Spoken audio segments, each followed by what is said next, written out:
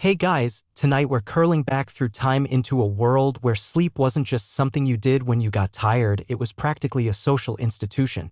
Imagine this, you lie down in a creaky wooden bed, wrapped in a lumpy woolen blanket, the scent of damp stone and wood smoke lingering in the air. Outside, crickets chirp and a breeze nudges the shutters. You feel drowsy, yes, but you're not preparing for one long slumber. No, because in the Middle Ages, sleep didn't come in one neat stretch. It came in two acts, that's right. Two distinct sleeps, like a play with an intermission. First sleep, then waking, then second sleep. You may think your own sleep schedule is messed up, falling asleep at 3 a.m. after too much scrolling, but honestly, you've got nothing on medieval sleep rhythm. This wasn't some quirky regional thing. It was the norm across large swaths of Europe, from England to France to Germany. People would fall asleep shortly after nightfall, around 8 or 9 p.m. They'd sleep for maybe 4 hours, wake up around midnight, and then remain awake for an hour or more. Then, back to bed for the second shift. Another 4 hours, give or take. Sounds bizarre now, but back then, it was just how you lived. And historians didn't just dream this up. There's ample reference to this biphasic sleep pattern in medieval diaries, religious texts, even medical documents. In 1595, one doctor actually wrote that the time between first and second sleep was the ideal hour for reflection and prayer because your body was still and your mind was fresh. That's assuming you weren't too busy gossiping or sneaking across the village to visit someone else's bed. Yes, people were shockingly mobile at midnight. But we'll get to that. So, before you get comfortable, take a moment to like the video and subscribe, but only if you genuinely enjoy what I do here. And while you're here, drop your location and local time in the comments.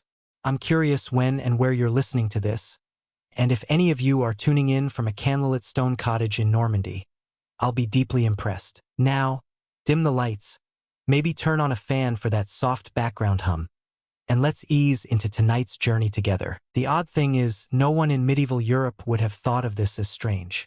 It wasn't even discussed as a sleep pattern. It just was. People spoke of their first sleep and second sleep casually, as if everyone understood. Because everyone did.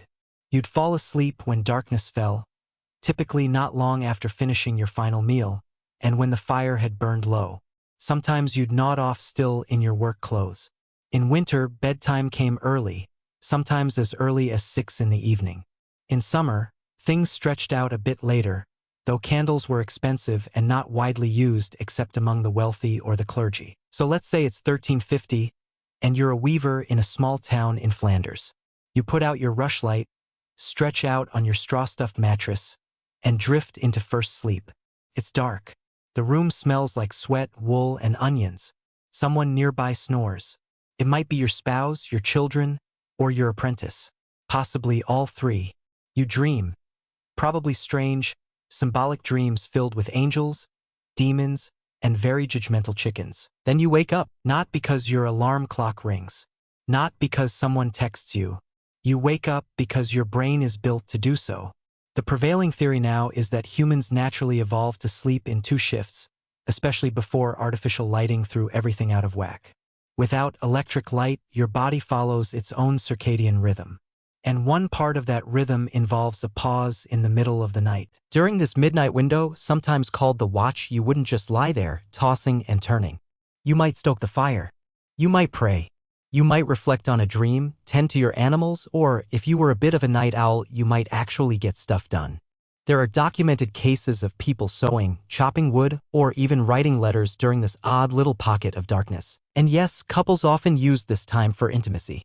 Many medical texts from the era claimed that it was the best time for conception because the body was rested, the mind was clear, and the soul, well, the soul was probably trying not to freeze. One historian described this middle-of-the-night wakefulness as a golden hour of gentle quiet.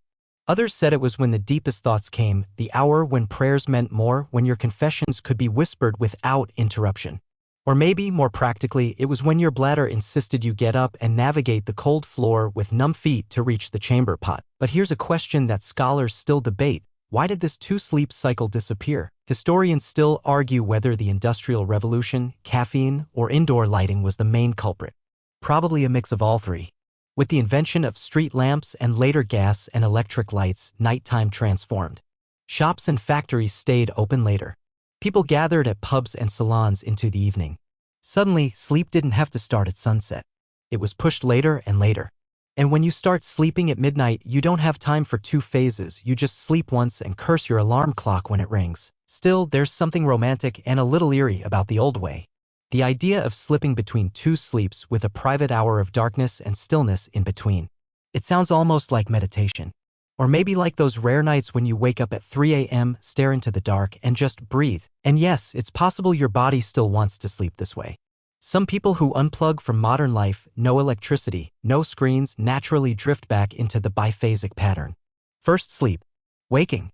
Second sleep, like muscle memory but for your circadian rhythm. Next time you wake in the middle of the night and think something's wrong. Maybe it's not insomnia. Maybe it's just your medieval self trying to stretch its legs. In the sections ahead, we'll lie down in crowded beds, visit monks in their midnight prayers, and tiptoe into the eerie world of dreams, demons, and chamber pots. But for now, just remember, your ancestors didn't sleep the way you do. They didn't think of sleep as one long, unbroken escape from the world. They thought of it as something to dip in and out of. Like a river you wade through twice each night, you're rubbing your eyes after that midnight waking hour, ready to drift back into your second sleep. But before we get there, let's rewind a bit. Because in the medieval world, when and how you slept depended almost entirely on something you barely notice today, the sun. Noon wasn't when you decided to nap. Nightfall was when you shut down for the day. Back then, people lived and died by the sun's schedule, not their own. And bedtime? That came with the darkness. Literally, there's no scrolling your phone for an hour before sleep. There's no blue light tricking your brain into thinking it's still 4 p.m. There are no streetlights glowing through your window. Once the sun goes down, that's it. The world dims. Shadows stretch across cobbled streets. Candles flicker in wind-prone sconces. And the world quietly settles into sleep mode. And you're already yawning by 7 p.m. Because keeping the lights on was not just difficult, it was expensive. Candles were made from tallow or beeswax and both came at a cost. A single candle might burn for only an hour or two. So peasants? They didn't waste them. They saved them for meals, prayers, or when someone needed surgery. Yes, some folks were lucky to have one candle per night, if that. Nobles and monks fared better, of course, but even they weren't bathing their homes in warm, cinematic lighting. Firelight flickered. It didn't flood. You didn't get cozy ambience, you got faint outlines and moving shadows. And in the cold seasons? Oh, forget it. The sun might vanish by 4:30 p.m. and not reappear until after 7 the next morning. That's 14 hours of darkness, which meant 14 hours of managing the night with very little to work with. It's no wonder people divided it into stages. First sleep, midnight vigil, second sleep. You almost had to, just to keep your sanity. So your internal rhythm wasn't just some quirky sleep schedule, it was survival. You hit the bed when the fire died down. You rose when the roosters crowed or the bells tolled for lauds, the pre-dawn monastic prayers. And what was your bed like? Well, assuming you weren't among the wealthy few who had a carved wooden frame and a feather mattress, you were sleeping on something called a tick, a big fabric sack stuffed with straw, hay, or dried moss. And that straw? It hadn't been cleaned. Ever. You'd shake it out occasionally, sure, but it wasn't exactly the plush, hypoallergenic luxury you're used to. Every creak of the wooden floor, every squeak from a mouse in the thatch above, every fart from a cousin sleeping nearby, you'd hear it all. Because walls were thin. Floors were open. And bedrooms weren't really a thing. In fact, for most peasants, the bedroom didn't exist at all. The single room of your cottage was everything: kitchen, workspace, living area, nursery, and yes, your sleep chamber. You might roll out a mat beside the hearth if you were the youngest, or if you were sick, or if you were an honored guest, which really just meant you were slightly less cold than everyone else. The fire was your only heat source, and while sleeping beside it meant warmth, it also meant smoke. Your dreams often came with the scent of soot and yesterday's stew. The head of the household usually had the best sleeping spot. Sometimes a raised platform, maybe even enclosed by wooden panels or curtains, if they were really fancy. But for everyone else? Floor space. Maybe a shared bench. And yes, people absolutely slept in their clothes. Because changing before bed wasn't really a thing unless you were particularly clean, rich, or recently baptized. Now, here's where it gets even more medieval. You'd often go to bed fully armed. Not with swords necessarily, but with mental readiness. Because while we think of sleep as surrender, medieval folks saw it more like temporary vulnerability. In a world without police patrols, burglar alarms, or even locking doors in many homes. You had to be prepared, which is why folks would keep their valuables under the bed or literally sleep on top of them. Weapons within arm's reach.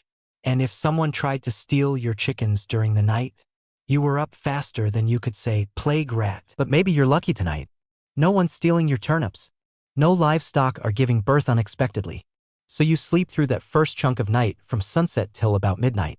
And when you wake up, it's not alarming, it's expected.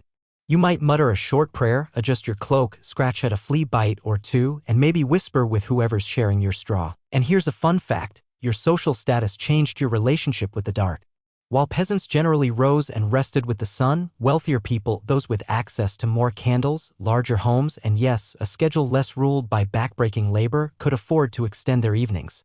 They could read, host company, or scheme silently in their study. Night was a time of plotting for the upper class. For everyone else, it was a time to pray you didn't stub your toe. So here's a moment. You're a baker in a small English village. It's the year 1283 and you've just stirred awake from your first sleep. The fire is down to glowing coals. The shutters rattle faintly. Your partner mumbles something and rolls over. You reach over and touch the bread you left to rise beside the hearth, yep, still soft. You think about tomorrow's batch. Then you close your eyes, listen to the distant hoot of an owl, and wait for second sleep to carry you away. And again, this wasn't weird. There are medieval guides that actually recommended doing certain chores or prayer routines during this watchful pause. Get up, stretch, drink some warm ale. One physician wrote. Not that the ale was particularly fresh or warm. Still, it was a break from the dream world. A pause to reset before plunging back in. Of course, not everyone thought it was healthy. Some religious figures warned that waking at night was a temptation, a chance for lust, sin, or heresy to creep in, which is why monks were often required to immediately pray upon waking, because even dreams could be corrupted. And you, yes, you the sleeper, were vulnerable to more than thieves. You were vulnerable to Satan. That's right. Even your REM cycle wasn't safe from damnation. Still, for the average person, this nocturnal intermission was just routine. Not something to overthink. Not insomnia. Not anxiety. Just a pause. A breath between two acts. And when you finally eased back into second sleep, there was no pressure to sleep efficiently. No Fitbit tracking your REM. No guilt about not waking at 5 to do yoga. Just a quiet, slow drift.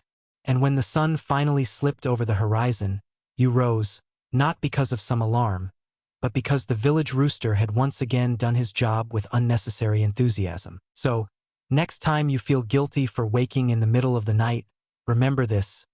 Maybe you're not broken. Maybe you're just medieval. You've slid into your second sleep now, tucked under a scratchy wool blanket that smells faintly of turnips and smoke. The room quiet except for the occasional creak of timber or the sudden, accusatory bleat of a goat just outside the wall. But somewhere nearby, someone else is just getting started. Because in the medieval world, that sleepy hour between first and second sleep wasn't just for prayer or stretching. It was often surprisingly social. Picture this, it's 1:30 a.m. You've woken from a dream involving a talking ox, your brother's missing boot, and a suspiciously sarcastic angel. The fire is still warm. The house is still dark. And suddenly you hear a knock, not a loud one.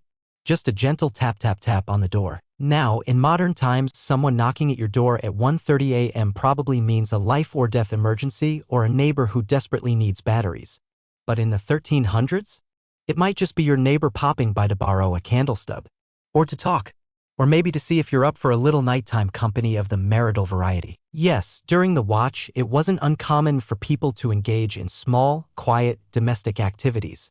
Some might pray. Others would use the time for intimacy. And still others, especially in more communal villages, might use this time for social visits. Just imagine two folks sitting at a wooden table whispering about town gossip by the fire's dim glow, perhaps chewing on cold bread and sipping beer that has more floaters than bubbles. In fact, some legal documents suggest deals and negotiations were even made in this odd midnight window. Property disputes, marriage arrangements, or crop sales.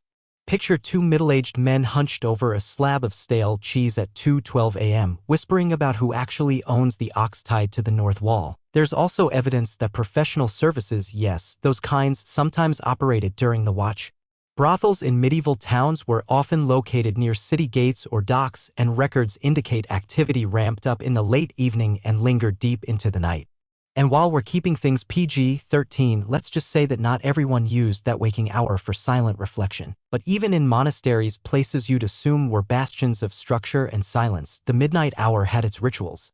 Monks in the Benedictine tradition, for example, were required to wake and chant prayers at precise intervals. They'd rise, gather in the chilly chapel, and intone psalms in low, measured voices. The air thick with incense, the stone floor biting at their bare toes. Sleep was something you borrowed in intervals, not something you indulged in. And if you think waking up for a toddler is exhausting, try living in a monastery in January with no heating, no caffeine, and a spiritual guilt complex the size of a cathedral. You'd be up at 2 a.m. singing about eternal damnation, all while fighting off your second yawn of the hour. Interestingly, this structured spiritual sleep break bled into secular life as well. Some devout laypeople tried to emulate monastic sleep routines, waking to pray at midnight, then returning to bed until dawn. It was considered extra holy, like medieval bonus points for heaven. Still, not everyone used the midnight watch for such noble purposes. There are old folktales that suggest witches, spirits, and demons were most active during this time. You know, the devil's hour, when the veil between worlds is thinnest and shadowy things wander the earth. One English folktale tells of a man who woke during the watch and swore he saw a black dog with glowing eyes perched at the foot of his bed. The next morning, his neighbor's cow was dead. Coincidence? Probably. But the man moved his bed closer to the fire after that. And speaking of fires, remember, medieval homes didn't have insulation, thermostats, or even much of a roof half the time. Keeping warm during this late-night pause was a serious concern. Many households kept a small pot of hot ale or spiced wine near the embers to sip on during the watch. Others relied on hot stones wrapped in cloth, sort of like the original hot water bottle, only more likely to burn a hole in your mattress. And for those who couldn't sleep, true insomniacs in a world that didn't yet have chamomile tea or guided sleep apps, there were remedies. You might chew valerian root, or whisper a protective charm. Or, in more desperate cases, lie face down on a pig's liver and hope for divine intervention. Yes, that last one was actually a thing. Don't ask why. Just medieval logic. There's a peculiar comfort to this idea of the watch as a moment shared, not just within one household, but across an entire village. While you sit awake, staring into the fire, someone else down the road is doing the same. Maybe stitching, maybe praying. Maybe planning how to ask the widow 2 streets over if she'd like to share a blanket next winter. And this idea of community in darkness, of shared wakefulness, is oddly soothing, isn't it? Today, when you wake at 2 a.m., you feel alone. But in medieval times, that moment of quiet was practically a social hour. Everyone was up. Everyone was listening to the wind howl through the shutters. Everyone was wondering if they could sneak in a snack without waking the baby. So now you ease back down into second sleep. The embers glow faintly. The rooster hasn't started screaming yet. And the rest of the village is settling too, drifting back toward slumber. But before we end this section, a little scholarly nugget. Historians still argue whether this midnight waking was biological, cultural, or just practical. Some say it's hardwired, a pattern we evolved with and only lost in the last couple centuries.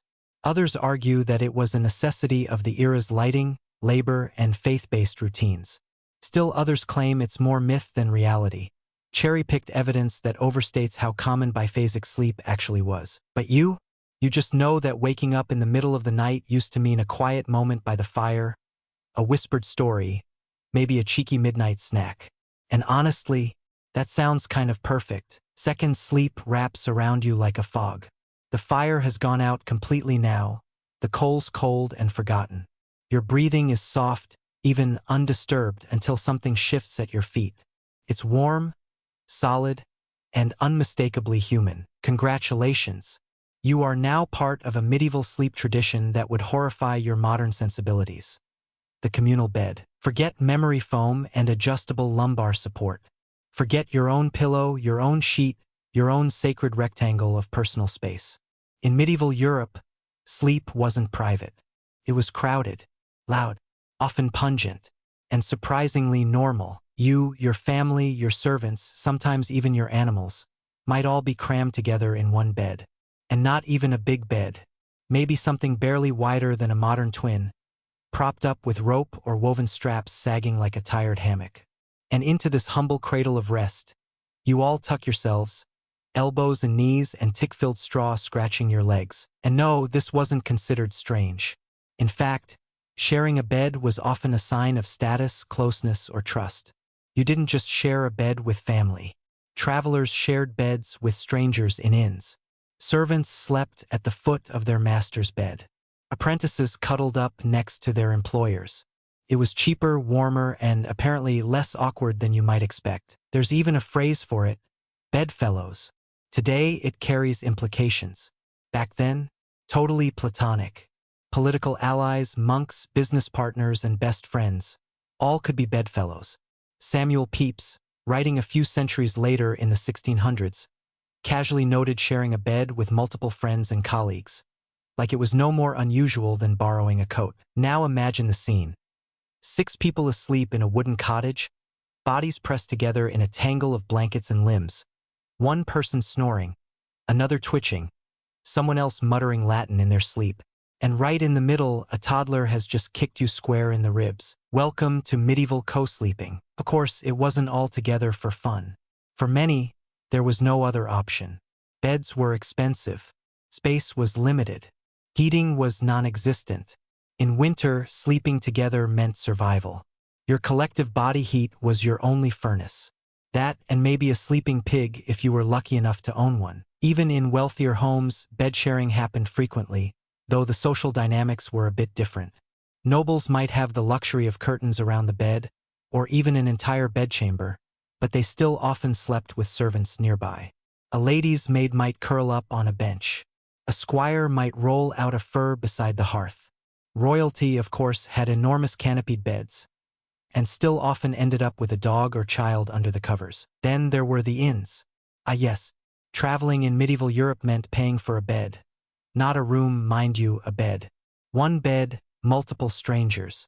You might find yourself tucked in beside a sweating blacksmith, a chatty monk, and a farmer who smells like onions and regret. Not exactly the luxury suite. One 14th century French guidebook even warned women traveling alone to lie near the wall and sleep light. A not-so-subtle nod to the dangers of sharing sleeping quarters with strangers. There were no locks, no security cameras, and certainly no do not disturb signs. You had to trust, or at least pretend to trust, the people snoring beside you. And the noise. Dear listener, the noise. With a house full of sleepers came the symphony. Snoring, mumbling, groaning, flatulence, restless shuffling. Someone whispering a prayer. Someone else talking back to their dream goat. There was no such thing as peace and quiet. The idea that sleep should be silent is very, very modern. Then there were the smells. Human smells, animal smells, herbal sachets stuffed under pillows to mask the odors. Lavender if you were lucky, dried rosemary or wormwood if you weren't. Some folks even tucked herbs or crushed flowers into their mattresses, partly for fragrance and partly to ward off pests. Because yes, pests were part of the package. Mattresses, especially those straw-stuffed ticks, were breeding grounds for bedbugs, fleas, lice, and other charming bedfellows. Every few months, you'd take the tick outside, empty it out, beat it with a stick, refill it with fresh straw, and hope for the best. This was your version of changing the sheets. And the sheets? Probably linen if you could afford them. Washed rarely, bleached in the sun. A clean sheet was cause for celebration. For many peasants, they weren't a given, they were aspirational. You might sleep between your work tunic and a threadbare woolen blanket. And you probably didn't own a pillow. Most people folded up an extra garment or used a log. Yet despite all of this, despite the noise, the itch, the crowding, people slept. Because they had to. And because sleep, no matter how chaotic, was one of the few guaranteed rhythms in a world filled with uncertainty.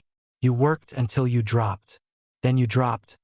Often in a bed shared with your cousin, your neighbor, or a guy named Thomas who sells cabbages down the road. In some cities, inns would record the identities of people who shared beds, just in case one of them turned out to be a criminal or infected with plague. That way they could track the spread. Early contact tracing, medieval style. Yes, he slept next to Geoffrey.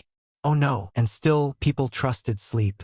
They trusted the sacred pause between sunset and rooster, and they adapted, making their peace with the cramped quarters, the strange breathing rhythms, the foot-in-your-face awakenings. To our modern eyes, it sounds like a nightmare.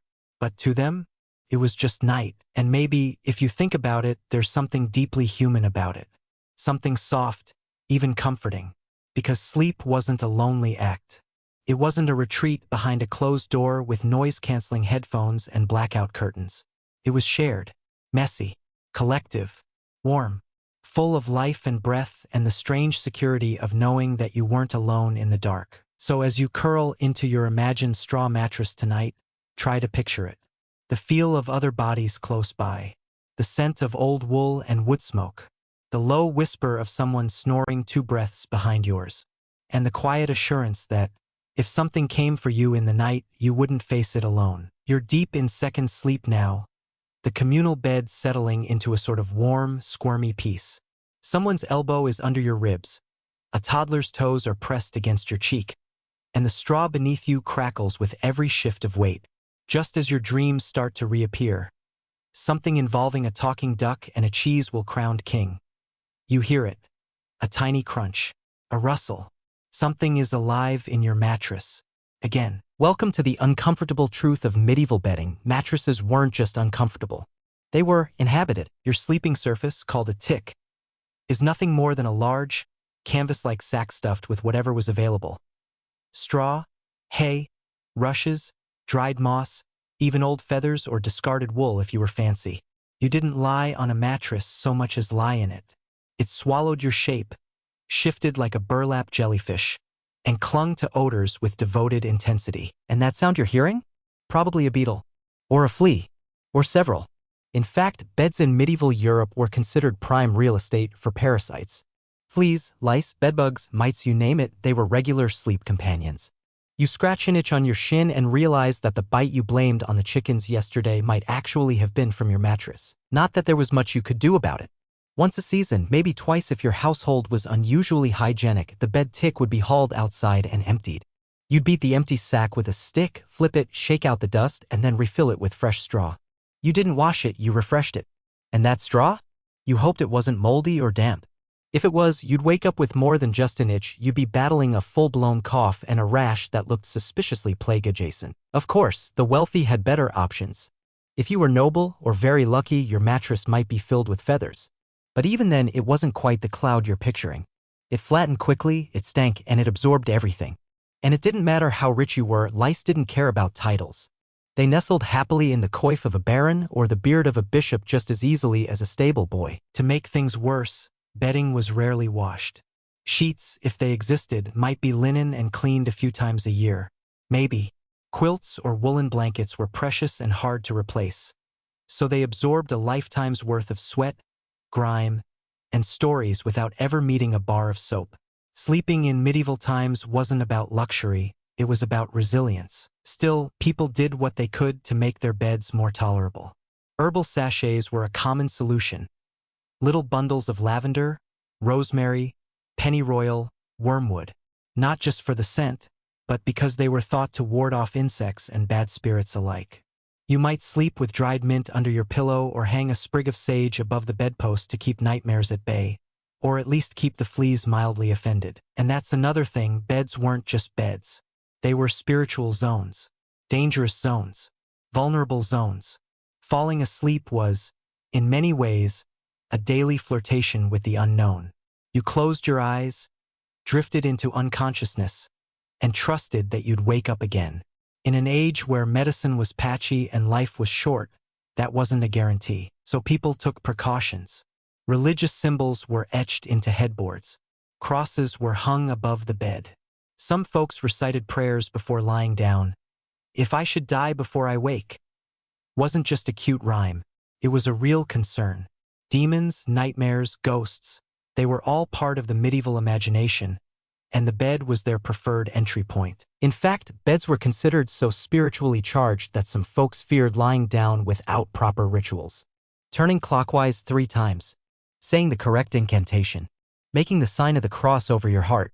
Superstition swirled with sleep like smoke over the hearth. And speaking of hearths, if you were lucky enough to sleep near one, your night might be fractionally less miserable.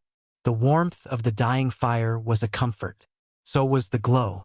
But fire, of course, brought danger. Thatched roofs, wooden floors, woolen bedding, it didn't take much. A tipped candle. A spark. A sleepy movement. Entire homes burned down because someone rolled too far to the left while holding a flame. That's why most folks blew out candles before sleeping, and only the richest or most reckless went to bed with one still lit. Which meant complete darkness. Not city dark. Not suburban dark. Pitch dark. The kind of dark where your hand vanishes an inch from your face. The kind of dark where the mind, half asleep, begins inventing shapes in the shadows. And this darkness? It wasn't feared, it was expected. Natural. You knew where things were by memory, the pot in the corner, the stool by the hearth, the lump of bread tucked under the table. Your feet navigated the room from routine, not vision. You listened, not looked. You didn't fear the dark until something moved that shouldn't move. Which brings us to another favorite medieval bedtime companion, mice. And sometimes rats. Houses weren't sealed. Walls were wooden or wattle and daub, full of cracks and gaps. Mice ran across beams, along rafters, beneath bedding. You'd occasionally wake to the sound of something nibbling your bread or worse, your toes. You kept food in hanging baskets or iron boxes to protect it, and sometimes you hung your feet off the bed just to avoid giving the rodents a platform. Still awake? Don't worry. So were many medieval sleepers. In fact, most people didn't expect to fall asleep instantly. Lying awake for a while was considered normal, part of the routine. It gave you time to think, to reflect, to let your body sink slowly into rest. Unlike today's obsession with sleep hacks and melatonin supplements, sleep wasn't treated as a precise science. It was a wandering journey taken in strange beds, among strange noises, under strange beliefs, and perhaps that's the heart of it. Sleep wasn't solitary. It wasn't sterile. It was alive, with fleas and dreams and creaky straw, with prayers whispered into linen, with fear and trust and the kind of intimacy that only comes from sharing one creaky mattress with 3 other people and a chicken. So as you drift deeper into the strange old world of rest, picture it, your limbs tangled with siblings, the night air still and heavy, the rustle of straw beneath you, the scent of herbs mingling with smoke. Somewhere nearby, a beetle shifts. A baby sighs. The darkness presses in like a blanket, and through it all, you sleep. Because that's what humans do, even on straw, even with lice, even in the Middle Ages. You're somewhere between a dream about wrestling a bear made of cheese and a sudden, inexplicable urge to churn butter when a sound stirs you. A creak, a shuffle, then silence. You blink into the blackness and sit upright just a little. In the gloom of the monastic dormitory, you realize no, you didn't oversleep. You're supposed to be awake. Because unlike your average medieval villager enjoying second sleep, you're a monk. And it's time for matins, that's right. In monasteries across medieval Europe, sleep came second to worship, and that meant waking up in the middle of the night every night on purpose. As part of their devotion, monks followed a strict prayer schedule broken into canonical hours.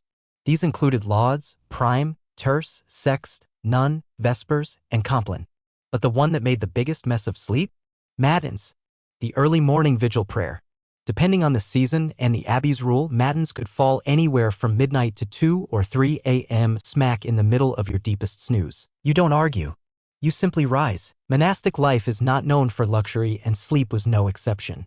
The bed you just climbed out of is a wooden platform, maybe with a rough wool blanket, maybe just straw and a board. No pillows. Definitely no privacy. Rows upon rows of brothers lie like logs in a forest, if the forest smelled faintly of unwashed robes and cabbage stew. And yet, despite the chill, the rigid sleep schedule, and the lack of creature comforts, monks took pride in this discipline.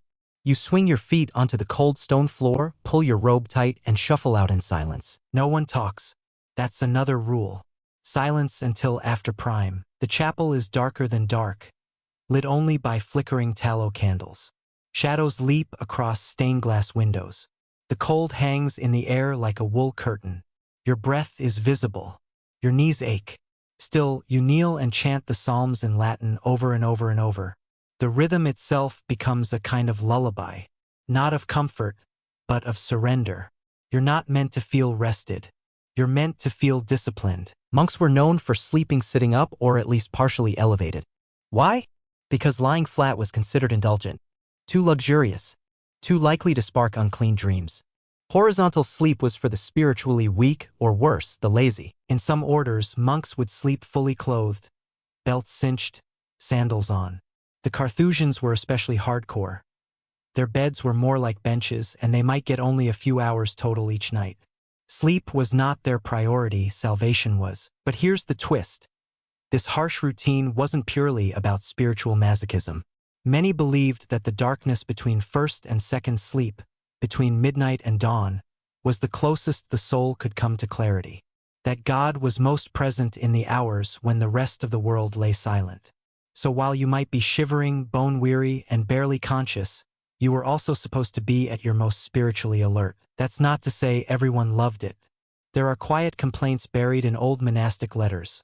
Scribes confessing they nodded off mid-prayer, or worse, snored audibly during matins.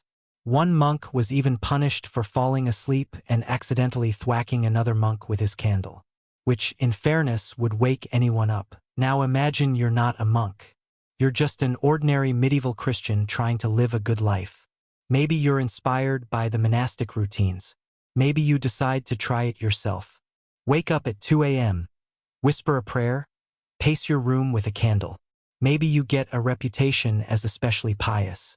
Maybe it's mostly because you just happen to have chronic insomnia. But whether by choice or by calling, these midnight vigils became embedded in the cultural idea of what it meant to be virtuous. Discipline, restraint, denial of comfort, all signs of holiness. And if you're not careful, you might fall asleep mid-prayer and dream that God has given you a sacred message. Which, plot twist, was very common. In fact, dreams were often viewed as divine communication, especially if they happened during this night-wake-night pattern. Between first and second sleep was a liminal time, a thin place between worlds. The Greeks and Romans believed this long before Christ arrived, and medieval Christians adapted the idea. Angels, saints, even the Virgin Mary might speak to you in this space, though so might the devil. Which brings us to the flip side of monastic sleep. Fear. For all the discipline and ritual, monks were still human. And humans, especially sleep-deprived ones, are afraid of the dark. You might kneel in the chapel, but you also kept an eye on the corners. Monks recorded sightings of demons, spirits, strange lights, and even ghostly voices during matins. Some claimed to feel hands on their shoulders when no one was there. Were they hallucinations? Hypnagogic states brought on by exhaustion and sensory deprivation? Probably. But back then, they were considered tests. If you endured them without flinching, you were stronger, closer to God. If you screamed and ran into the cloister barefoot, well, not so much. Historians still argue whether monks slept more or less than the average peasant. On paper, it looks like they got less, but they also had fixed routines, predictable food, and little physical labor. A peasant might sleep longer but harder, knocked out by sheer exhaustion. A monk might sleep shorter but more rhythmically, trained by bells and books and a rigid rule. And for many, this system worked. The very structure that seems suffocating to modern minds provided comfort. You always knew what came next. When to sleep, when to rise, when to pray. The night was no longer an enemy. It was a schedule. So now matins is over. You shuffle back to your cell, step around the snoring brother who dropped his sandals, and slip under your scratchy blanket. You curl on your side, eyes heavy.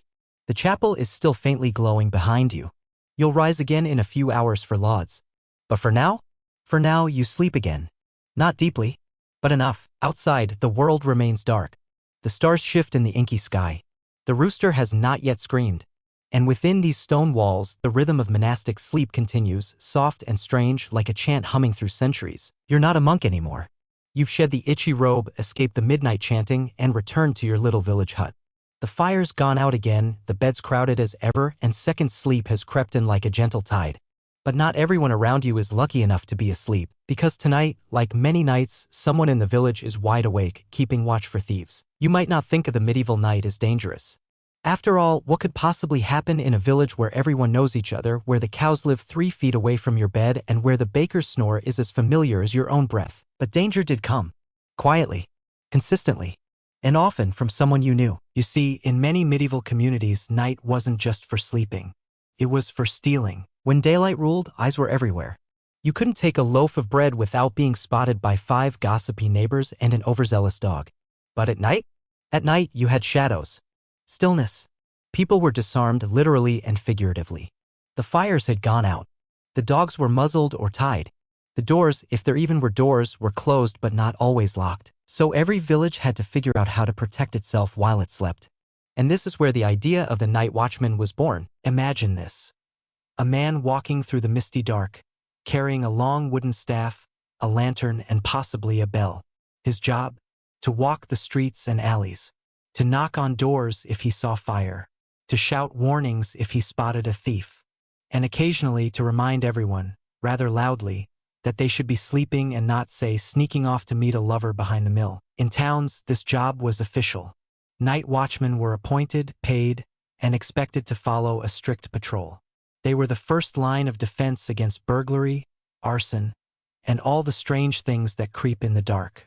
Some cities even gave them horns to blow or large rattles to shake if they saw something suspicious, like a house ablaze or a man running away with 3 geese tucked under his cloak. But in smaller villages, it was more casual, rotating. You might be told you're on watch tonight, and that was that. You'd carry a torch, maybe walk the perimeter of the homes, check the livestock pens, make sure no one had left the oven door open, and started an accidental bakery bonfire. And it wasn't just crime they were watching for. Fires were a constant fear. A single ember could destroy a whole village, especially in tightly packed communities where every roof was thatch and every wall was dry timber. That's why some villagers made a habit of pouring water on their hearth before sleep. The phrase putting the fire out for the night was literal.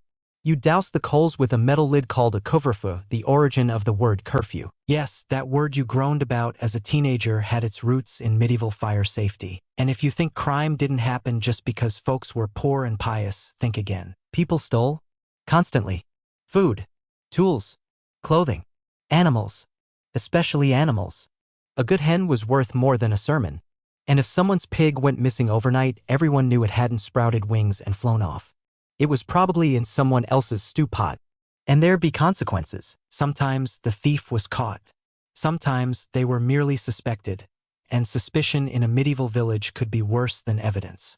You might be hauled before the local lord, or shamed in the market square, or, if the crime was serious, thrown into a holding pit until someone figured out what to do with you. But more often than not, the crimes went unsolved. The night swallowed them. A missing chicken, a vanishing satchel, a broken fence that now mysteriously holds one less goat. So people adapted. They tied doors shut with rope. They kept a dog inside. They hid valuables under the floor. Some even tied bells to their doors or shutters so they jingle if disturbed. And then there was the fear not of people but of the supernatural. Because when the night came, so too did the folklore. There were tales of witches who stole breath from sleeping infants, goblins who tied knots in horses' manes, night hags who sat on your chest and gave you terrifying dreams. If you woke gasping and sweating in the night, it wasn't a bad dream, it was likely a spirit who'd taken a ride on your ribcage. Some folks even believed that certain people were blessed with the ability to see things at night, ghosts, omens, spirits. Others? Cursed to be haunted by them. You'd protect yourself the best you could. Hang a charm over the door. Place iron shears beneath your pillow. Sprinkle salt across the threshold. Sleep with your boots pointing west. There was a superstition for nearly every kind of nocturnal evil, and some people believed in all of them. And yet, despite all the risks, despite the occasional theft or fire or unexplained breeze that made everyone whisper about witches, most nights were quiet. Still, uneventful, which is why, on many nights, the watchman walked alone in silence. His boots echoed off empty stones. His lantern hissed in the wind. And sometimes, just sometimes, he sat down on a bench, leaned against a barrel, and dozed off, because he was human, because it was dark, because second sleep waits for no one. And so, the world drifted on, people snoring in straw beds, babies nestled in linen slings, dreams spinning through rafters, fire smoldering safely in ash. And the watchman, awake or asleep, was part of that quiet rhythm. Maybe tonight you dream of being that watchman, of patrolling the village, listening for owls, tracing your path by starlight. Maybe you feel the weight of your lantern, the chill in your boots, the smell of hay and damp wool. And maybe, just maybe, you find a bench near the well, sit down, close one eye, and sleep. The moon has shifted in the sky now, not quite full but bright enough to cast a pale glow through the wooden shutters of your little house. You're still asleep, tucked into the straw tick, feet near the fireless hearth. But not far away, in a wealthier home just past the churchyard, someone else is getting ready for bed for the first time. Because unlike peasants who rose and rested with the sun, the wealthy had options, and one of those options was ignoring the natural rhythm of day and night entirely. Let's be clear, being rich in medieval times didn't mean spa days and satin robes. It mostly meant you had walls that didn't leak, food that wasn't spoiled, and enough privacy to yawn without someone else hearing you chew. But it also meant you could bend time in ways that poorer folks couldn't. One of the most fascinating sleep habits among the upper class? Staying up late on purpose. You see, when you're wealthy, your labor is performed by other people. You don't need to wake with the roosters to hoe a field or grind grain. You can sleep in. And if you can sleep in, you can stay up. Which many nobles did, often long after first sleep would have begun for the commoners. Imagine you're a baron or a well-connected merchant. Dinner, served around 6 or 7 p.m., has stretched into an evening of conversation, drinking, and light entertainment. There's music. There's a story or two. Someone is playing a lute. Someone else is trying to juggle 2 apples and a wine cup. Badly. No one is in a rush. The fire in the great hall blazes merrily, the stone walls flickering orange with candlelight. There's no harsh electric glare to ruin the vibe, just shadows and soft golden light. It's cozy, intimate, a little theatrical, and in this space, time feels different. So you might not go to sleep until midnight, or later. And when you finally do retire to bed, it's to a room that, for its time, is the height of luxury. Let's take a tour, shall we? You enter your bedchamber, a space separate from the main hall, curtained off or perhaps fully walled, if your estate is especially grand. There's a carved wooden bed, high off the ground, possibly requiring a stool to climb into. The mattress, stuffed with feathers, not straw. The sheets, linen.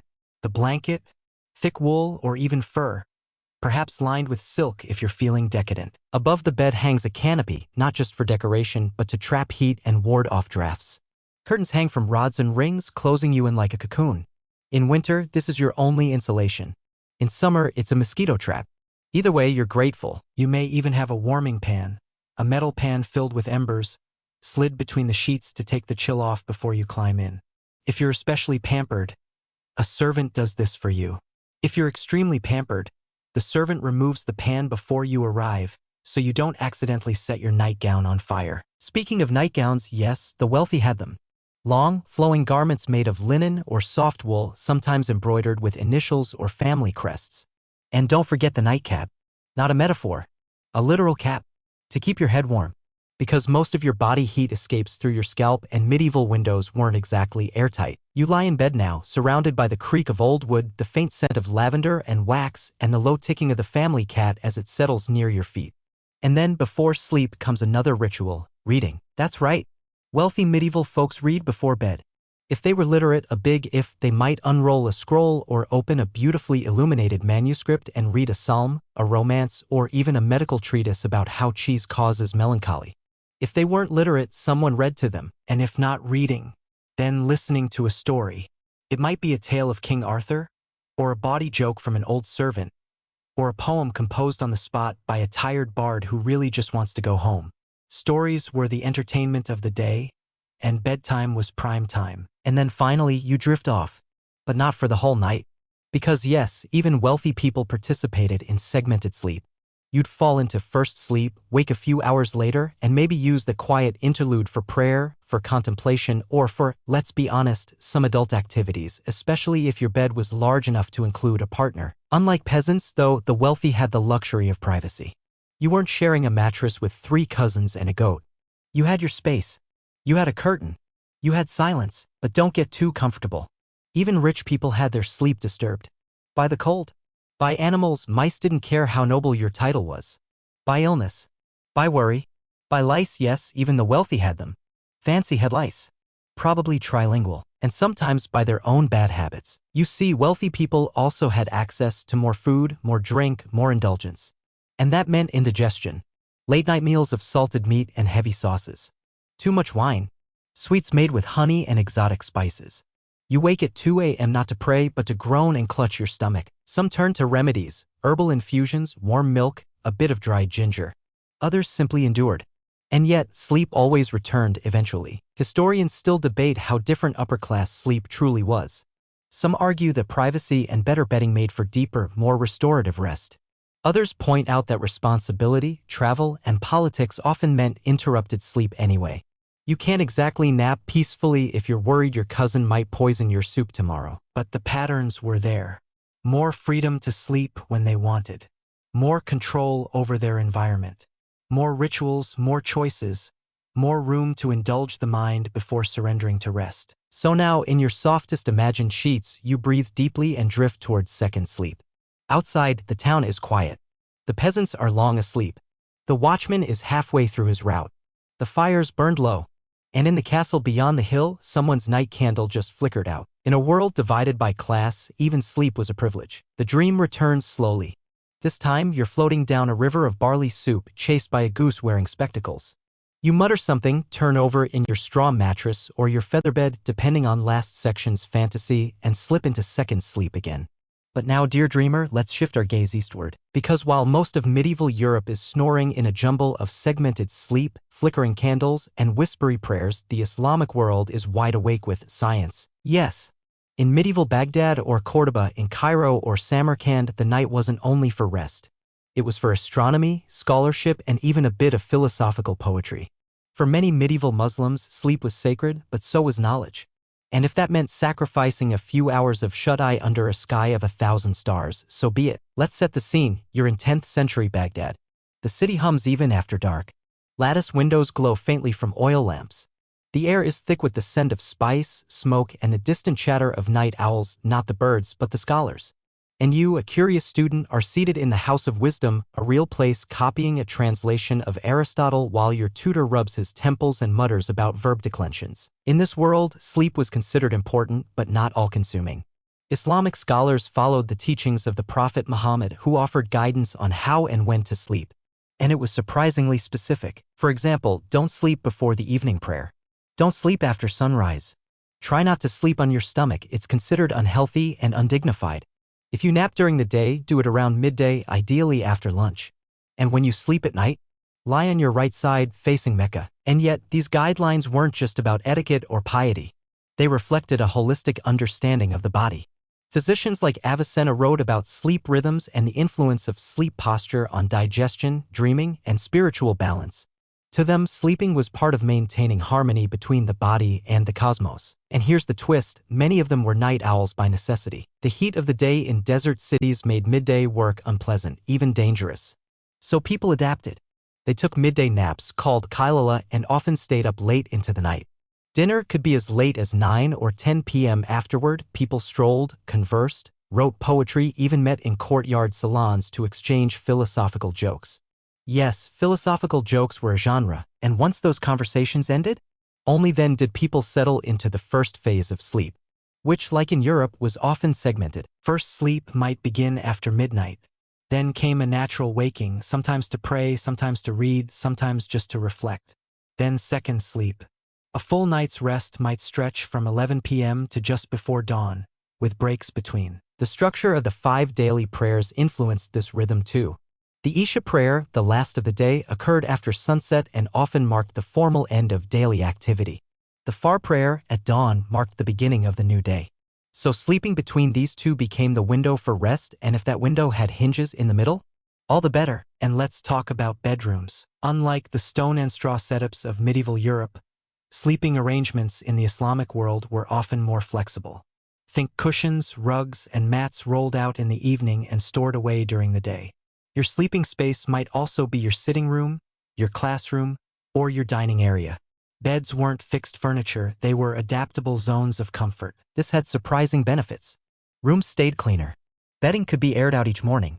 And if a guest arrived late, no problem, unroll another mat, pour them some warm goat's milk, and the house just expanded by one dreamer. But that's not to say the wealthy didn't indulge. In elite households, people slept on raised platforms, surrounded by cushions embroidered in gold thread, beneath silk canopies designed to flutter just slightly when the breeze swept in from the open courtyard. Perfumed oils were applied before sleep. Incense burned in braziers to calm the nerves. It was sleep, but with flair. There's even a kind of bedtime literature, short verses and sayings about dreams, sleep, and the mystery of the night. Poets wrote of the soul traveling during rest, of dreams carrying messages from loved ones or hints of future joy. Sleep was never just physical, it was metaphysical. And speaking of dreams, they were taken seriously. In many parts of the Islamic world, dream interpretation was a respected art, almost a science. Manuals existed. Scholars categorized dreams, those from God, those from the soul, those from devils, or indigestion. If you dreamed of snakes, it meant one thing. If you dreamed of books, another. You might wake, write it down, and bring it to the local imam or dream interpreter the next morning, like taking your subconscious to therapy. Historians still argue whether this culture of nighttime productivity reduced total sleep or simply rearranged it. Some say people in Islamic cities slept less overall but more efficiently. Others believe the segmented nature of sleep, combined with structured naps and periods of reflection, actually made their rest better, more balanced, more in sync with circadian rhythms. Either way, the night was not dead space. It was alive with learning, conversation, and gentle ritual. So now drift back to our present moment.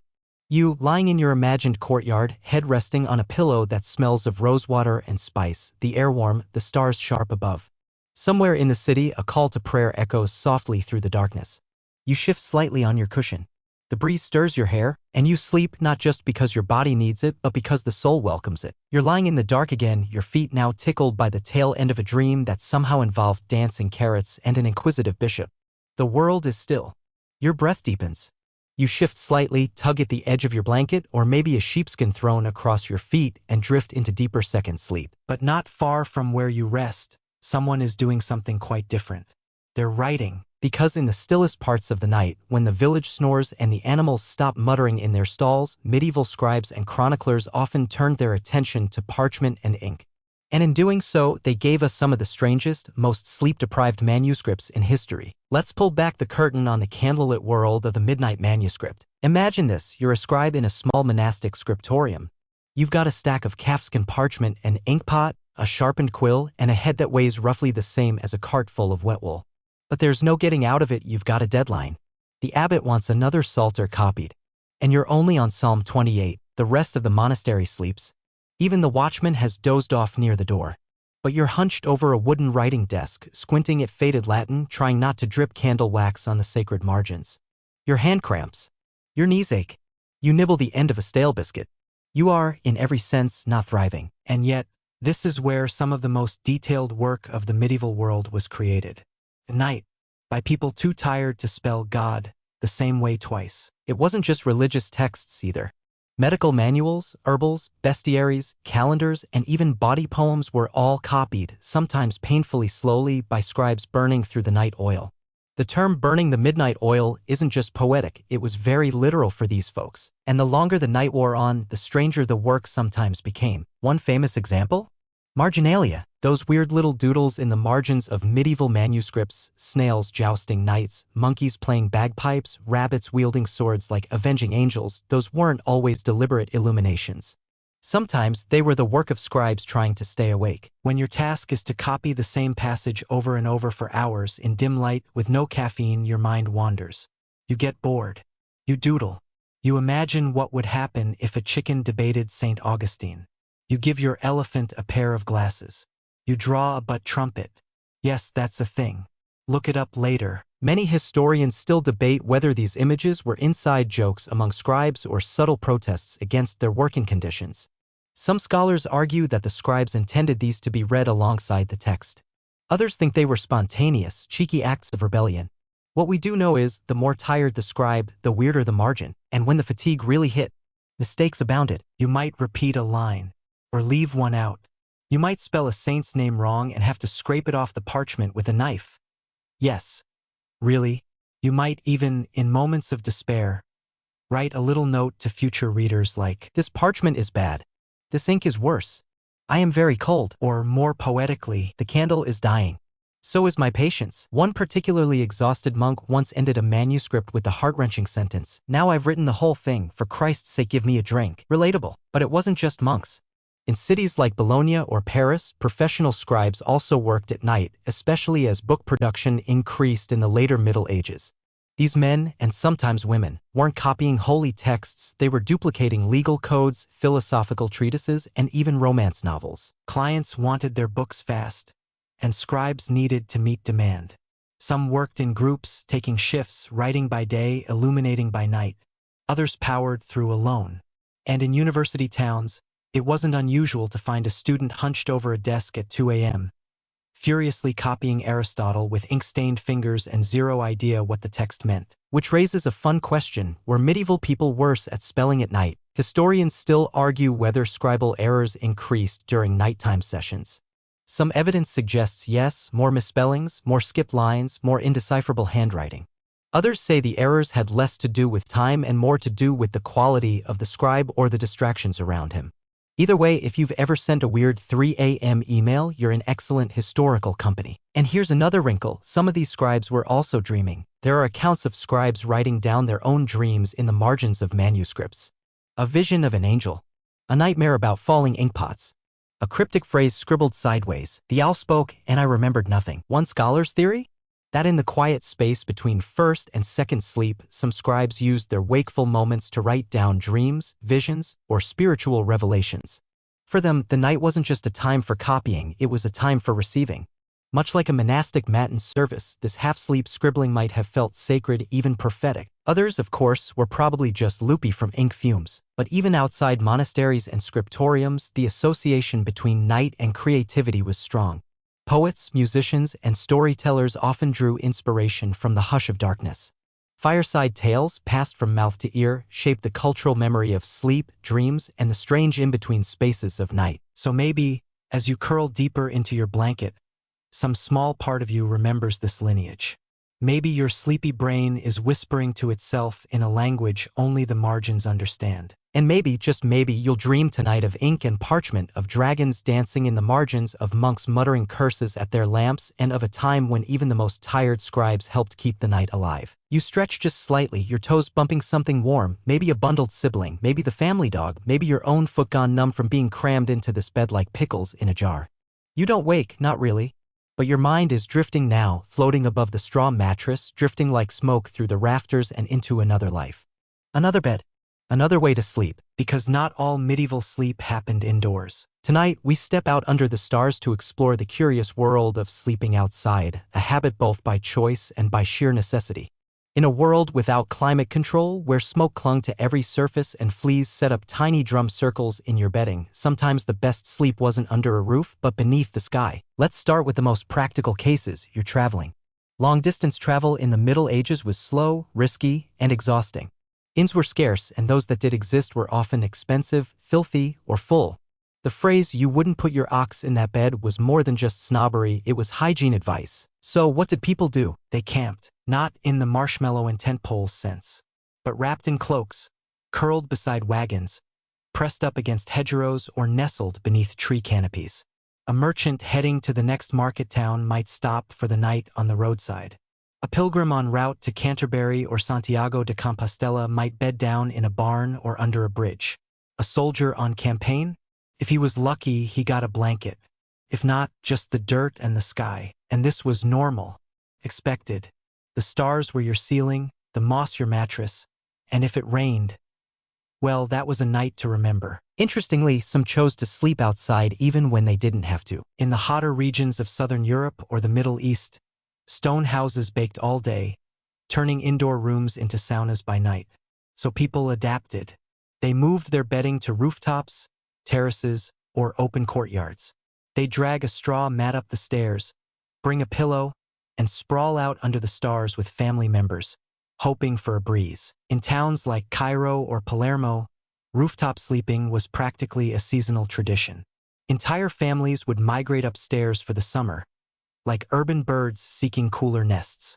Some even built small shade structures on their roofs, part pergola, part bed frame, to give a little privacy while still inviting the night air to do its work. The sounds of a city at night, lute music, clattering hooves, murmured prayers, were part of the lullaby.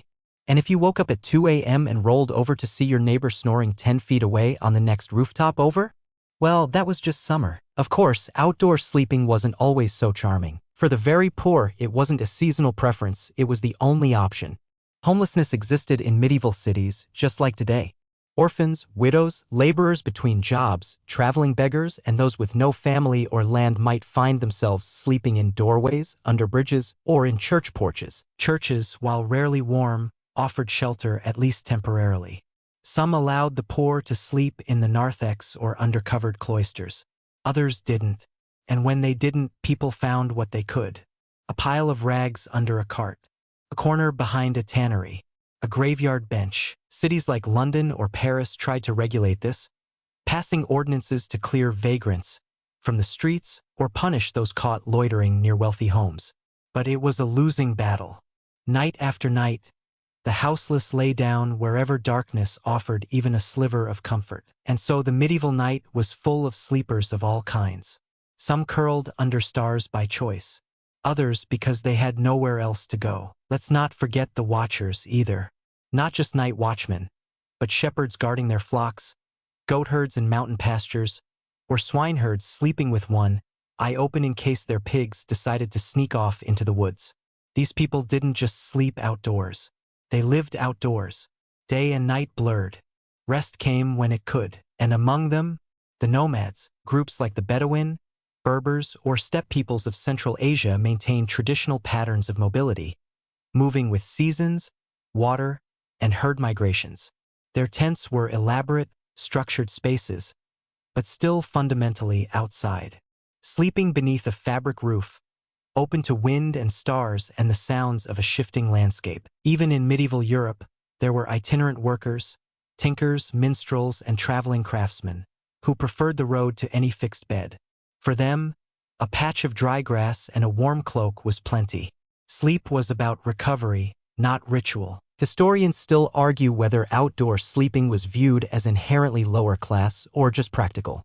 Some evidence suggests it was romanticized in poetry and song, especially when paired with love, freedom, or summer breezes.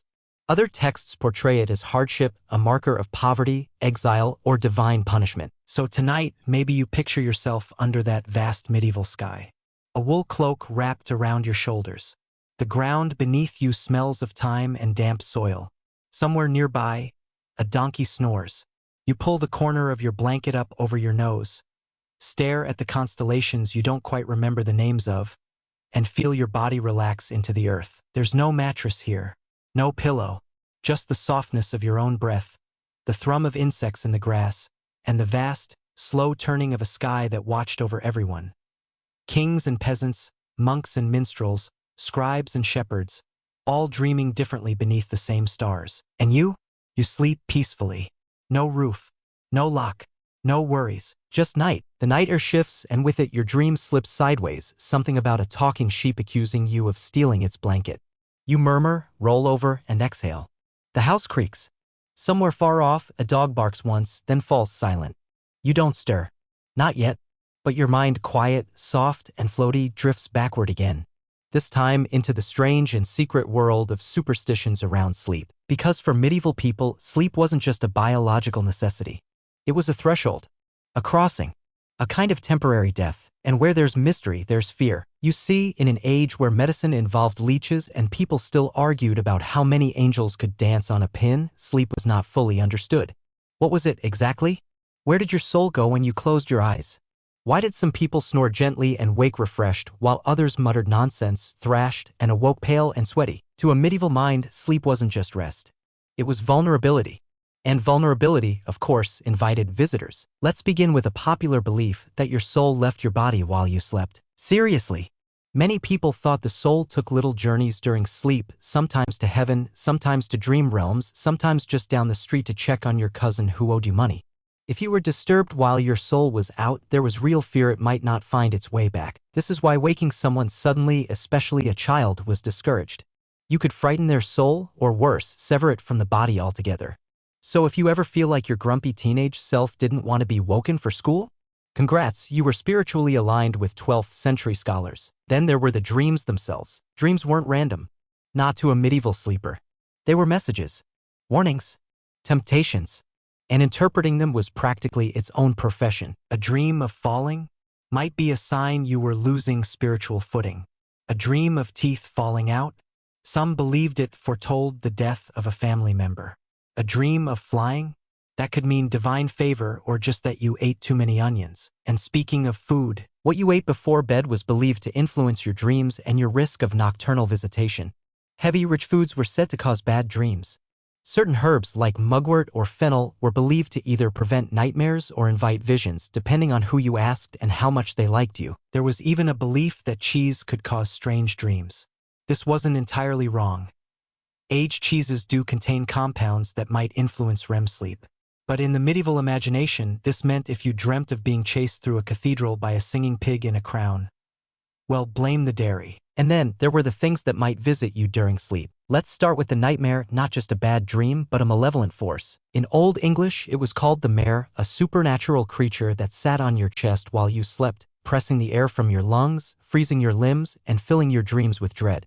The word nightmare literally comes from this image, a night demon squatting on you. Today, we'd recognize this as sleep paralysis. The terrifying experience of waking while still in REM, unable to move, sometimes hallucinating a dark presence nearby. But in the Middle Ages, this wasn't a neurological hiccup, it was a visitation. People across Europe believed in variations of this creature, the old hag in Celtic folklore, the Alpin German tales, the Kanashibari in Japan, and so on. Sometimes it was a witch, sometimes a demon, sometimes a ghost.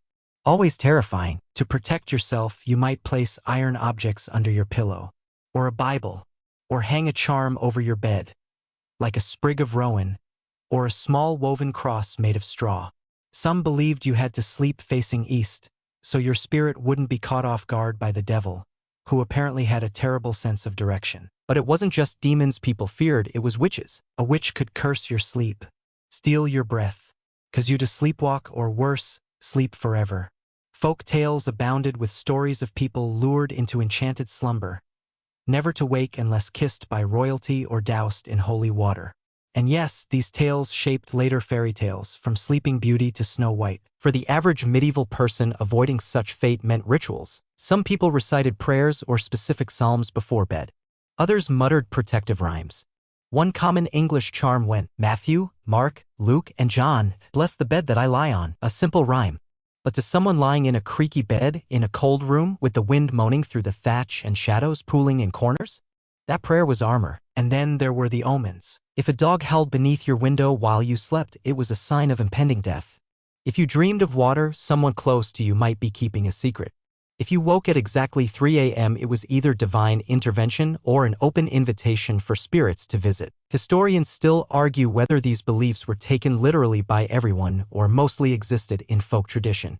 Some see them as metaphors for mental illness or trauma. Others argue that, in a world with little scientific explanation for sleep disorders, these superstitions offered comfort, structure, meaning, and strangely enough, they weren't always dark. Some believed angels whispered in your ear as you slept, that God revealed solutions to problems through dreams, that if you whispered a question to your pillow before sleeping, the answer would come by morning. So tonight, as you snuggle deeper beneath your imagined blanket, you might feel a faint echo of those ancient fears and comforts. The darkness hums softly around you. The bed holds you like a boat in slow-moving water. The world is quiet. You are safe. Maybe you dream of strange things. Maybe not. Maybe you wake at 2:57 a.m., blink once, then drift back down like a feather on wind. But one thing's certain, for thousands of years, humans have stared into the dark and wondered what sleep might bring. And still, we close our eyes. Somewhere in the distance, a rooster gives an early, confused crow, then decides against it and goes back to sleep. You, meanwhile, are deep in second slumber. Your fingers twitch slightly. A sigh escapes your lips. You are neither here nor gone, hovering in that soft pocket of sleep where time folds and memory loosens. And in this stillness, your dreaming mind wanders into yet another curiosity. What children's sleep was like in the Middle Ages. Because let's be honest, kids never sleep when they're supposed to. And medieval kids? Oh, they had their own chaotic rhythm. Let's start in a peasant cottage, where the fire has finally gone out and the air smells like boiled barley, old boots, and wet wool. The whole family is tucked into a single sleeping space, sometimes a single bed. If the family has more than 2 coins to rub together, the parents might have their own mattress, but more often than not, children slept with each other or even alongside their parents, siblings, and livestock. Imagine a tangle of tiny bodies. Toddlers curled around older siblings, infants swaddled tightly in linen wraps, and maybe one small child who insists on sleeping upside down, feet on the pillow, head in the straw. It's chaotic. It's warm. It's full of whisper fights about who stole the blanket. Sleep for children wasn't rigidly scheduled. There were no bedtime charts, no night lights, no lavender-scented white noise machines. You went to sleep when your parents did, usually just after dark, and you woke when the rooster decided it was time to scream at the universe. But children didn't just sleep at night, they slept whenever they could. Little ones might nap in the corner of a workshop, bundled up against the chill. Babies were swaddled and strapped to cradles or rockers near the fire, lulled by the clatter of kitchen life. Older kids, say, age 6 and up, were often already working, helping in the fields, tending animals, hauling water. For them, sleep was something to be snatched, not scheduled. And when it came to where children slept, let's just say, creativity was key. If the family had a bed, the younger kids might sleep at the foot of it, curled like puppies. Others might sleep on a pallet on the floor with straw or rushes underneath and a thin blanket over top. Some slept in drawers or on benches or in cradles suspended from beams, yes, suspended. Rocking a baby by pulling a rope tied to the ceiling? Ingenious. Slightly terrifying, but effective. Rich kids, of course, had a different setup. If you were a noble child in a manor house, you might have your own chamber, especially if you were the heir. But more often, you shared a room with nannies, tutors, or nursemaids, and possibly a pet dog that refused to sleep anywhere but your feet. Your bed might be carved wood, topped with soft wool or down, and draped in thick curtains. But let's be honest, no bed is truly luxurious if you still wet it occasionally. Yes, medieval kids wet the bed just like modern ones. And no, there were no waterproof sheets. Just a lot of scrubbing and a certain resignation. And what about nighttime fears? Children had them, of course they did. They feared the dark, the creaks in the roof, the flutter of bats, the distant howls. But more than anything, they feared supernatural visitations. Remember the mare from last section? Children were especially vulnerable to it, according to popular belief. So parents would sometimes hang protective charms over their cradles, wooden crosses, sprigs of herbs, tiny amulets. In some regions, a small knife might be hidden under the pillow, not to be used, but to ward off evil spirits. And if a child had a bad dream, they might wake wailing, and the whole household would hear about it. The remedy? Sometimes a quick prayer, sometimes a dose of warm goat's milk, and sometimes just being scooped up, rocked by candlelight, and murmured to sleep again. Children's dreams were seen as portents. If a child dreamed of water, it meant illness. If they dreamed of fire, it meant trouble in the home. Some parents recorded these dreams, others just tossed salt over their shoulder and tried not to think about it. And yet, in the midst of all these fears and folk remedies, there was tenderness. Parents sang lullabies. Soft, strange, ancient songs in half-forgotten dialects. They stroked their children's hair, bundled them close, and whispered stories of saints, heroes, and animals that could talk. And oh, the stories! Because in the medieval world, bedtime wasn't just for sleeping, it was for storytelling.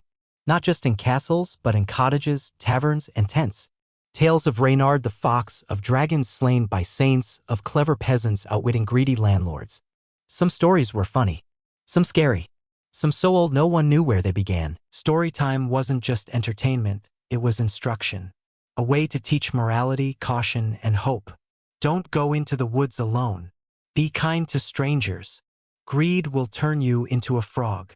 Well, metaphorically, hopefully. And then, when eyelids drooped and the fire was down to ash, the stories stopped. The night resumed its hold, and the child, now warm and full of tales, slept. Historians still debate how closely medieval parents bonded with their children. Infant mortality was high, and some assume that meant parents held back emotionally.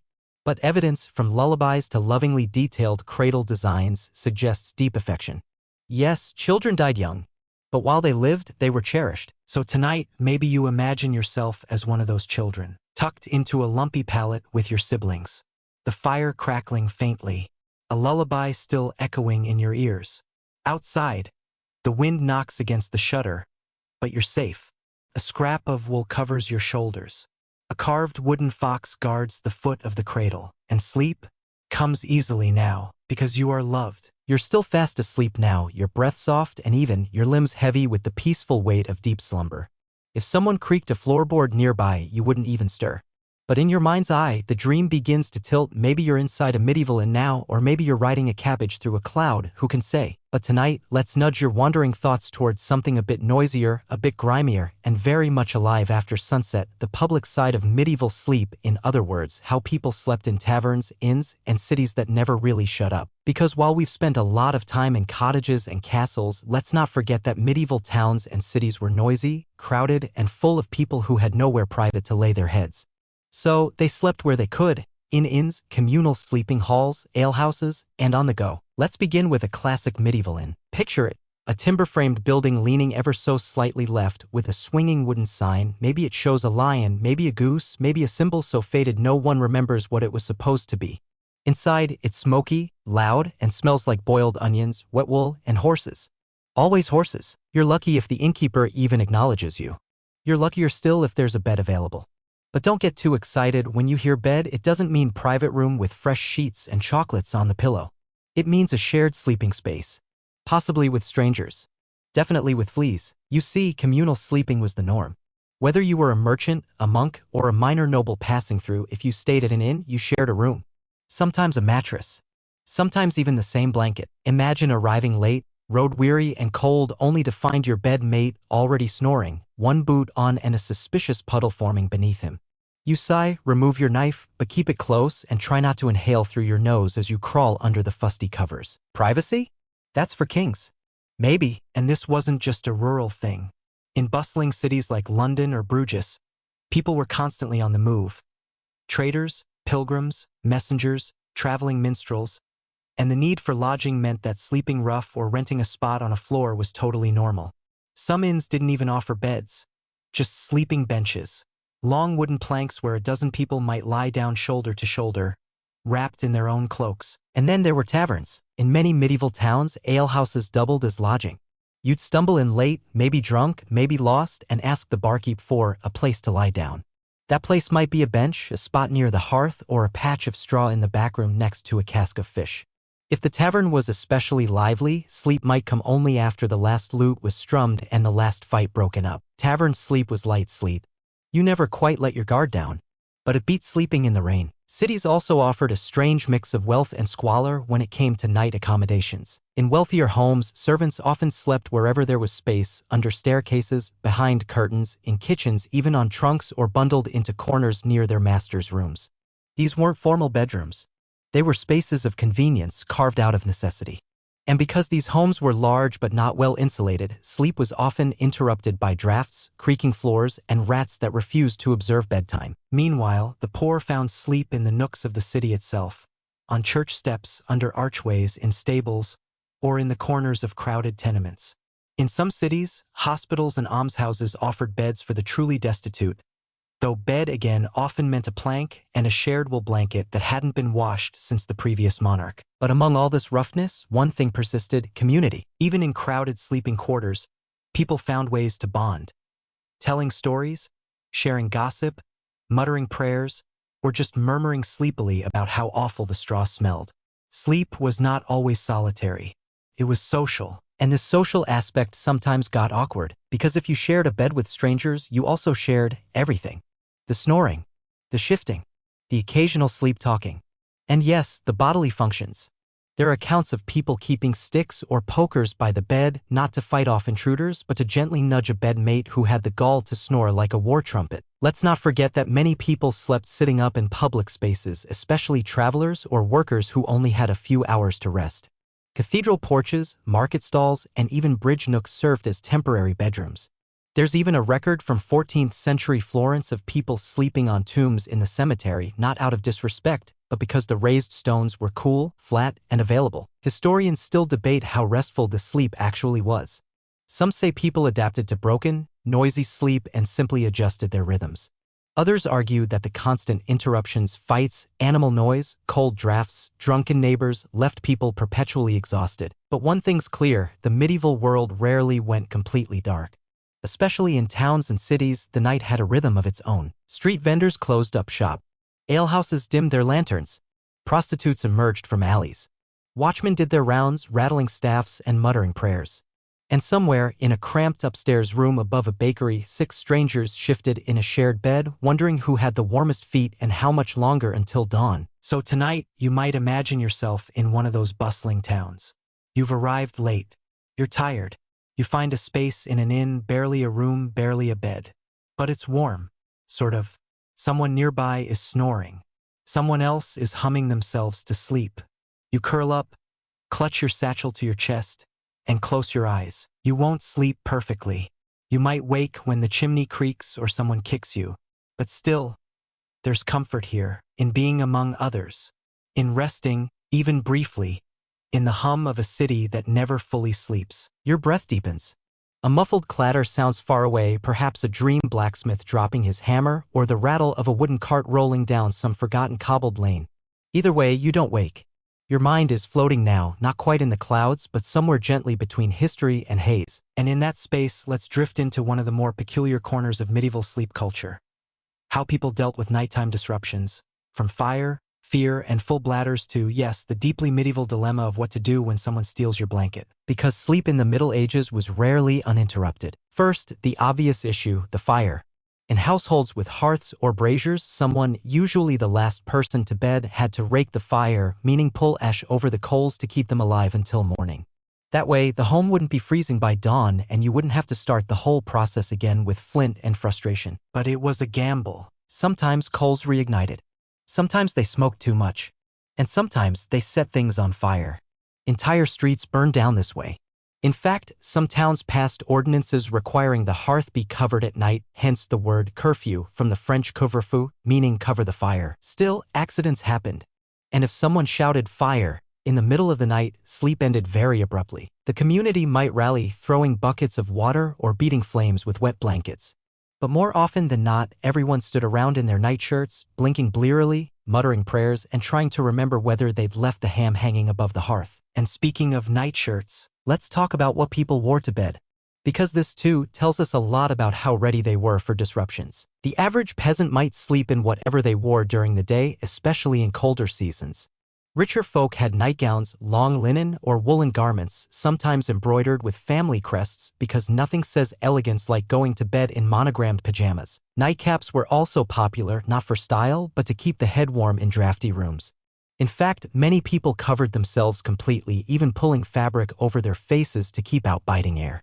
This is part of why people sometimes woke up in darkness, unsure what time it was or what century. Now, about the bathroom problem. There wasn't one, at least not indoors. Chamber pots were the standard nighttime solution. You kept one under the bed or beside the hearth. If you needed to relieve yourself, you crouched, hoped no one else was watching or already using it, and got it done. And yes, they smelled. Which is why some homes designated a piss corner, usually covered in straw, sometimes sprinkled with herbs. A delightful spot for midnight reflection. In larger houses or castles, you might have access to a garderobe, a medieval toilet room built over a chute or pit. But trekking to one of these in the middle of a freezing night, barefoot and half asleep, while dodging mice and spirits. Risky business. So, chamber pots it was. And in the morning? Someone, usually the youngest or lowest ranked in the household, had the glorious task of emptying them into the street or cesspit. You're welcome for that mental image, and if you didn't make it to the pot in time, well, accidents happened. Mattresses were straw-stuffed and often topped with washable linen, but let's just say laundry was not a daily thing. People used herbs like lavender or rosemary to mask odors or just ignored them. But physical needs weren't the only cause of nighttime disruption. There were noises. Cities were noisy even at night. Barking dogs, drunken shouting, church bells, crying babies, creaking carts. And if you were in a rural area, owls, wolves, foxes breaking into the henhouse, neighbors who inexplicably chopped wood at midnight. And if you had livestock inside your home, which was common, there was no escaping the grunts, bleats, and occasional terrifying goat scream echoing from the corner. Then there were the spiritual disruptions. Night was when demons prowled, ghosts whispered, and witches were believed to ride on moonbeams into your dreams. If you woke with a start, sweating, your heart pounding, it wasn't sleep apnea, it was probably a visitation. You might mutter a quick prayer, light a candle, sprinkle some holy water, clutch the amulet tied around your wrist. You might also simply wake from second sleep, which, remember, was expected. People didn't worry about waking at 2 or 3 a.m. They just got up for a while, prayed, read, talked softly, sometimes even visited neighbors. Yes, there are records of people making social calls in the middle of the night. One monk wrote with exasperation about villagers who used the time between sleeps to gossip, gamble, and sneak into one another's beds. Naturally, he disapproved, but this in-between time had practical uses, too. Farmers might check on animals. Parents might comfort crying children. Bakers might begin their dough. A lonely soul might write poetry by candlelight, describing the curve of moonlight on their chamber pot. Romantic. And then there's the matter of blankets. Blankets were precious. Hand-woven, often passed down, and rarely as fluffy as we might imagine. They were heavy, scratchy, and, because wool was expensive, often shared, which led to blanket feuds. One 14th-century text jokingly describes a couple whose entire marriage unraveled over nighttime blanket tug-of-wars. Another tale tells of siblings who tied the blanket to their tunics so no one could steal it during the night. Clever. Also, extremely inconvenient if you had to get up for the pot. Some families solved the problem by assigning individual coverings, usually cloaks or small wool sheets, to each person. Others just accepted that a little nighttime wrestling was part of life. Historians still argue whether these disruptions made medieval sleep worse or simply different. Some suggest that the fragmented, lightly held sleep of the past may have actually been healthier for some, more in sync with natural cycles, more adaptable to life's interruptions. Others argue it was just uncomfortable and that people longed for uninterrupted rest just as much as we do. Either way, as you lie here now tucked into a modern bed with no goats chewing loudly in the corner, you might feel a strange sense of gratitude. For your mattress, your silence, your lack of chamber pots, but also a little curiosity, because to sleep in the Middle Ages wasn't just to rest. It was to adapt, to endure, to meet the night on its own terms, with prayers, pokers, and a truly suspicious number of herbal pouches stuffed under the pillow. And somehow, despite everything, people still manage to drift off. Just like you, the air grows still again. Somewhere beyond your windowless dreams, the candle has long burned down to a stub. You don't know what hour it is. No one does. But your mind, drifting comfortably, finds itself peering into one of the more peculiar habits ever to stretch across bedsheets and generations, the bedtime rituals of monks, nuns, and other holy sleepers. Yes, tonight we shuffle quietly into the hushed halls of medieval monasteries, where sleep was something closer to a spiritual balancing act than a private indulgence. If you've ever tried to nap during choir practice, you might feel a kinship here. So let's begin gently with the bells. Because in a monastery, the bell ruled all. Day and night, your time wasn't your own. It belonged to the divine office. 8 specific prayers, sung or chanted at designated hours, dividing the day into sacred rhythms. One of those hours, matins, fell in the middle of the night, often around 2 or 3 a.m., right in that sweet spot between your first and second sleep. Imagine the scene. You've been asleep for a few hours, warm beneath your coarse wool blanket, curled up in your tiny cell beneath a narrow slit of a window. And then clang. The bell sounds. Softly at first, then insistently. You stir. You groan. You rise. There's no snooze button. You wrap your robe around your chilled limbs, fumble for your sandals, and shuffle in silence through stone corridors to the chapel. You're not supposed to talk. Not even whisper. Just shuffle and breathe and maybe think about how deeply, painfully tired you are. You join the others, line up in your place, and begin to chant. Not sing, not exactly. Chanting is both rhythmic and meditative, designed to lull the mind toward reflection. Monks and nuns believed this interrupted night service was not disruptive but wholly a sacrifice of sleep in exchange for grace. And while some nodded off mid-psalm, you wouldn't be the first, many found it soothing. Then, after a while, 45 minutes, an hour, you returned to your bed. You weren't done sleeping yet.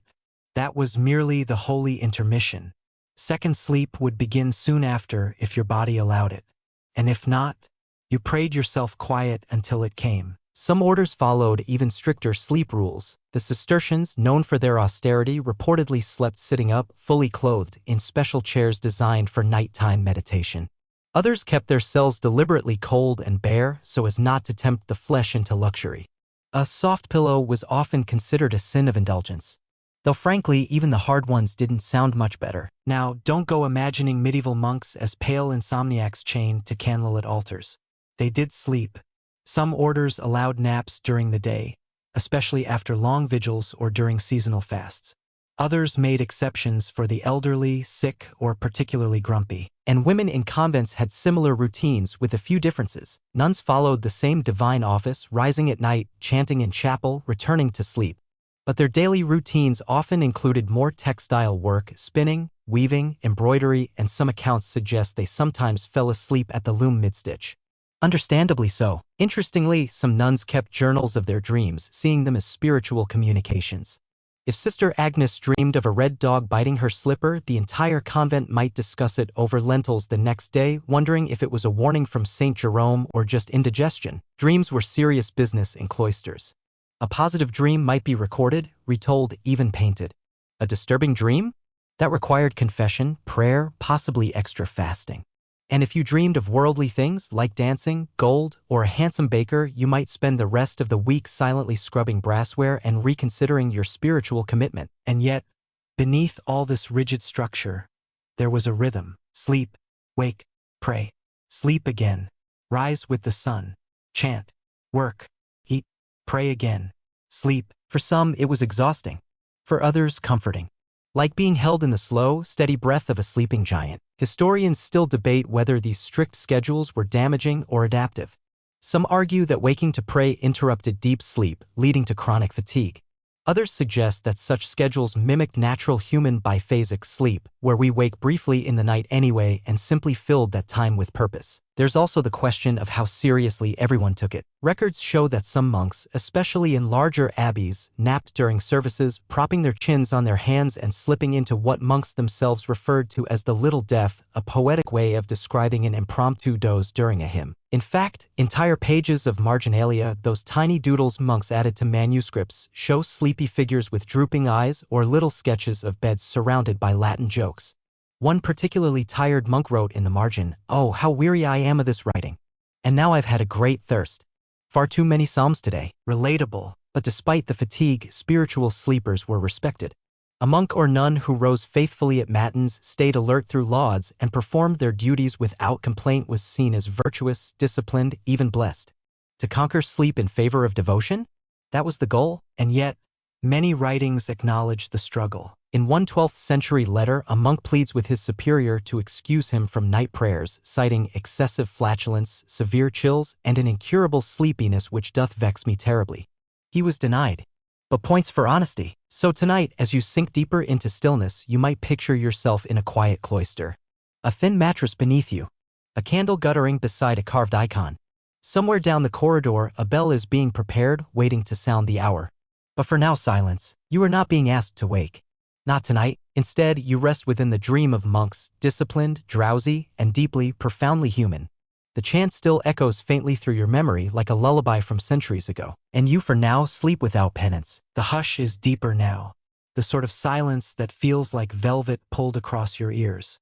Outside, if you could hear it, the night is breathing long, low, and slow. And in this thick, dreamy quiet, we turn to yet another forgotten hallway of history. This time to sleep and superstition among the sick and dying. A deeply human story of how people navigated sleep at the edges of life. Because while we think of sleep as rest, comfort, even luxury, in medieval times, sleep could be a warning. A sign. A slow fade towards something final. Let's begin in the infirmary of a medieval hospital. Don't imagine sterile white corridors and quiet beeping machines. Instead, picture a long wooden hall lined with straw mattresses or wooden pallets, each one occupied by a patient wrapped in wool or linen, some moaning softly, others utterly still.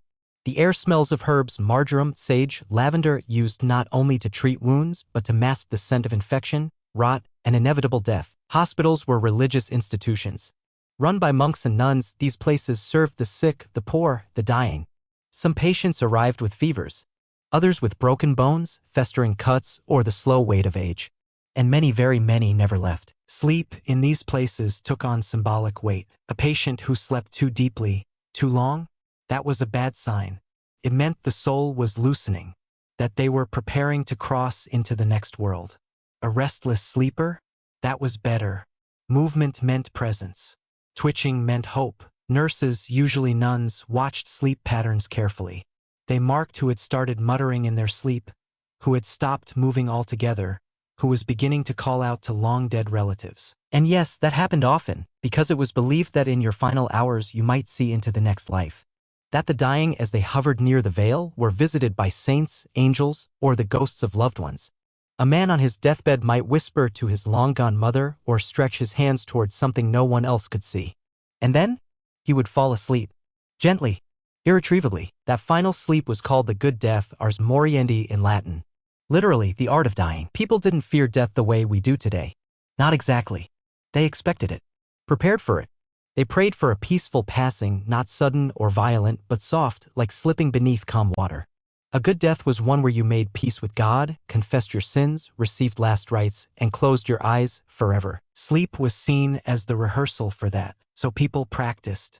Seriously, some medieval mystics taught others how to die before death, to enter deep, meditative sleep, so still and silent that others thought them gone. They believed that if you mastered that stillness, death would not frighten you when it came. It was a kind of spiritual sleep training with eternal stakes. Of course, not everyone had time for peaceful rituals. Let's remember the plague years. During the Black Death, entire towns fell silent. Priests couldn't keep up with last rites. Beds were full. Streets lined with bodies. Families locked themselves in, and if you got sick, well, you either died quickly or you didn't. In those moments, sleep became both a refuge and a threat. Some people tried to stay awake, terrified that if they closed their eyes, they would never wake again. Others curled up beneath whatever blanket they had, clutched a relic, and begged to sleep through the pain. One priest wrote of children who fell asleep in fields, waiting for parents who would never come. During those dark years, people began to carry sleep charms, small scraps of parchment inscribed with prayers, verses, or protective symbols. One common phrase, Liberami Domini, de mort aeterna, deliver me, O Lord, from eternal death. They weren't just trying to survive. They were trying to die properly. Even outside plague times, many believed sleep could be interrupted by supernatural forces, especially if you were sick. Witches might steal your soul mid-dream. Demons could torment your mind. And if you were caught in the grip of fever dreams, people might whisper that you were already half over. That your soul was straddling the line, unable to decide whether to stay or go. It's no surprise, then, that many sick people slept surrounded by protections, crucifixes, holy water, a candle burning at the foot of the bed. And most importantly, someone watching, because medieval people feared dying alone. Not just for practical reasons, but spiritual ones.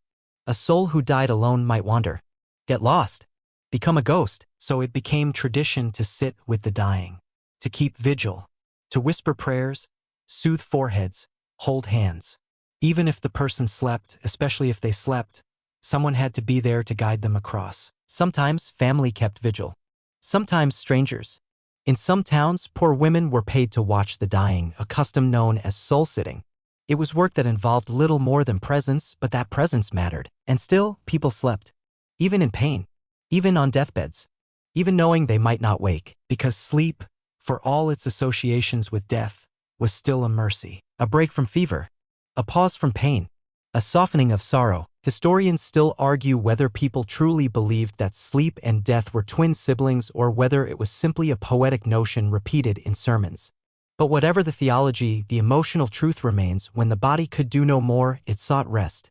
And sleep offered that, even if only for a little while. So tonight, as you lie beneath your covers, safe and whole and far from the shadowy halls of a medieval infirmary, you might take a quiet moment to honor that truth. That sleep, even when surrounded by fear, remained a source of comfort. That to sleep, even at the edge of things, was to hope, however faintly, for a little peace. And for now, that's what you have. Peace. Silence. And a story still unfolding softly inside your dreams. You're so deep in sleep now that even your dreams have started to doze off. Time slips sideways. The weight of your blanket feels like warm stone, pressing you gently into the mattress. You are drifting through a world made of shadows and candlelight. And just beyond that flickering veil lies something curious, something oddly cozy and completely forgotten: the architecture of sleep in the medieval world. Not the rituals, not the beliefs, but the actual beds, the rooms, the furniture, the things people slept in, on, and with. Because yes, even centuries ago, people had opinions about thread count, metaphorically. Let's ease open a creaky wooden door and peek inside a peasant cottage, where the family bed was often more platform than luxury. Imagine a low wooden frame filled with dry straw or heather, covered in a lumpy tick, basically a sack made from old linen or coarse wool. Maybe there's a blanket, hand-woven, heavy, a bit itchy. Maybe there's not. The mattress might be stuffed with feathers, but more likely it's full of chaff, grass, or, if you're lucky, flax. These beds weren't always individual. In fact, bed often meant shared sleeping surface, no privacy, no softness, no orthopedic support. Children might curl at their parents' feet. Neighbors might join in during visits. The idea of a guest room was laughable. Everyone made do. In some regions, beds were built into the walls, like cozy wooden boxes with sliding doors. You climbed in, slid the wooden shutters closed, and slept in darkness like a hibernating squirrel. These were known as box beds or cupboard beds and were especially common in parts of France, Scotland, and the Low Countries. Why such a setup? Well, warmth, mostly. You see, medieval houses were drafty. No insulation. No glass windows, at least not in poor homes. Just wooden shutters, animal hides, or cloth stuffed in holes. The box bed helped trap body heat, your own little furnace of farts and dreams. Romantic. Now travel across the hall or the field to a wealthier household. There, beds begin to look more familiar. Four posters, tall and ornate, often draped in heavy curtains. These weren't just for drama. Bed curtains served real functions. They blocked drafts, muffled noise, and most critically, provided privacy. In a house with dozens of servants, siblings, and second cousins, a bed with curtains was a portable castle. Your own private stage. And yes, sometimes your own tiny confessional box. Some beds were so elaborate that they became status symbols. A nobleman might have his bed carved with heraldic crests, painted in bright colors, topped with canopies like a royal tent. Beds were even included in dowries. You weren't just marrying the bride, you were marrying her mattress. And yet, no matter how opulent the bed, the sleepwear didn't change much. People often slept in their underclothes or naked. In colder months, they added layers. Nightshirts, caps, socks, even gloves. Some wealthy folks had dedicated sleepwear, but for most, it was whatever was clean. Or at least cleanish. Let's not forget the pillows or lack thereof. Poorer folk often used wooden headrests or bundled up spare clothes. Some people believed sleeping with your head too high could cause illness, while others insisted on stacking pillows like a sandwich. The rules changed with the region and the budget. Then there were bed companions. No, not the romantic kind. The accidental kind. Rats, fleas, lice, and the occasional confused chicken. Homes weren't sealed off from nature. Your bed might creak not from old wood, but from a mouse setting up shop inside the straw tick. And yes, fleas were so common that people developed bedtime routines just for them. There were flicking rituals, combing strategies, even folk spells. One old rhyme goes, flea, fly, and bug, come out from your rug, go find a new home. This bed's not your zone. Probably didn't work, but it gave you something to chant while scratching. Historians still argue over how comfortable these beds really were. Some claim that the feather beds of the rich were genuinely luxurious. Others argue that even wealthy beds were stiff, smelly, and full of unwelcome visitors. But one thing is certain, medieval people valued their beds. They wrote about them, bequeathed them in wills, decorated them, took them along when they moved. Some even carried small, travel beds when journeying, portable bundles of padding and fabric because sleeping on a tavern bench just didn't cut it. And outside the bed itself, there were sleep accessories. A small lamp or rushlight might burn nearby. A handbell for emergencies. A crucifix on the wall. A bucket for, well, you know. Some even kept dried herbs under the mattress to ward off nightmares, juniper, valerian, or mugwort. But perhaps the most interesting thing about medieval sleep architecture is this. The bed wasn't just for sleep. It was a desk, a dining table, a birthing chamber, a recovery ward. People wrote letters in bed, made deals in bed, died in bed, gave birth in bed. Life happened between those lumpy linens. And so when the night fell and the shutters closed and the fire dimmed to embers, a person crawled into their bed not just to rest, but to live the quietest parts of life. The ones between the noise. The ones no one ever wrote down. Tonight, as you lie on your modern mattress, your head nestled into a pillow that would have made a 14th century peasant weep with joy, you can trace the memory of those old beds. Not perfect, not clean, but warm, real, lived in. You are part of that long history of humans curling into dark corners, pulling fabric over their heads, and letting the world fall away. And now you return to your own sleep box, your own quiet chamber, your own imagined curtain drawn against the cold. And you dream, as they did, of silence, softness, and the shape of morning not yet born. You're barely tethered to consciousness now, like a feather suspended above still water. The world of waking has softened into a background hum, and the only thing keeping you here is this whisper of story gently threading its way through your dreams. Let's let it continue softly, slowly, as we step into something deeply strange and oddly familiar, how dreams were understood in the medieval world. Because when the sun set and the candle gutters low, sleep wasn't just about the body. It was about the soul wandering, sometimes dangerously, sometimes divinely. To a medieval sleeper, dreams were never just nonsense. They were serious, potent, occasionally prophetic, sometimes terrifying, always meaningful. So imagine yourself now, lying beneath a wool blanket in a stone house. Outside, wolves howl. Inside, all is still, and you drift off, only to find yourself standing before a golden stairway that leads to a field of talking oxen, or a storm of falling coins, or a singing fish in a crown. What do you do with that? Well, in the 13th century, you probably write it down, because dream journals were very much a thing, especially among monks, priests, and other scholarly types. They believed dreams could be messages from God, from angels, or even from the devil himself. You had to decode them, which is why entire volumes were written on dream interpretation. One popular text, the Somnial Danialis, a sort of medieval dream dictionary, offered guidance like, dreaming of fire? You might receive a divine revelation. Dreaming of flying? Spiritual elevation or possibly impending death. Dreaming of rats? Treachery is close by. Dreaming of fish? Either good fortune or a stomach problem. Depends on the fish. And it wasn't just clergy or nobles who cared about dreams. Peasants passed down folk interpretations. In some villages, a dream of teeth falling out meant someone close to you would die. A dream of clear water meant truth would be revealed. A dream of a white horse? Marriage. A black horse? Beware betrayal. Some families even had dream rituals. You'd wake, recount your dream before getting out of bed, and let someone older, perhaps your grandmother or a visiting friar, help you interpret it. And yet, while dreams could guide, they could also frighten. Nightmares, known as incubi or nocturnal visitations, were thought to be caused by evil spirits, especially demons or witches. If you awoke gasping, paralyzed, or feeling suffocated, it wasn't sleep paralysis.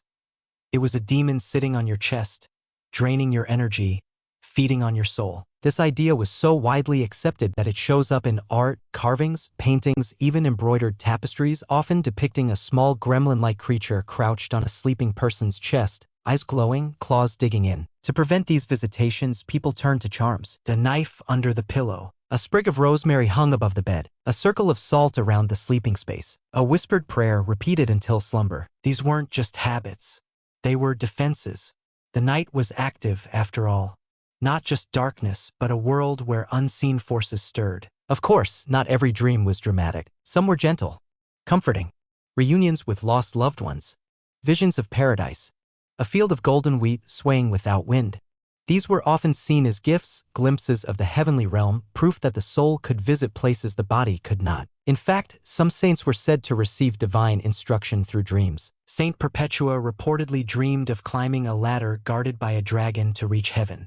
Saint Benedict foresaw his own death in a dream of angels.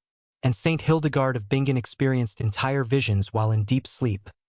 Visions she would later translate into music, poetry, and illuminated manuscripts. So dreams weren't just reflections. They were portals, and sometimes they were shared. There are stories of villagers having collective dreams before a disaster, fires, invasions, famine. People would compare dreams over morning bread, wondering if the red moon or the dancing cow had been seen by others.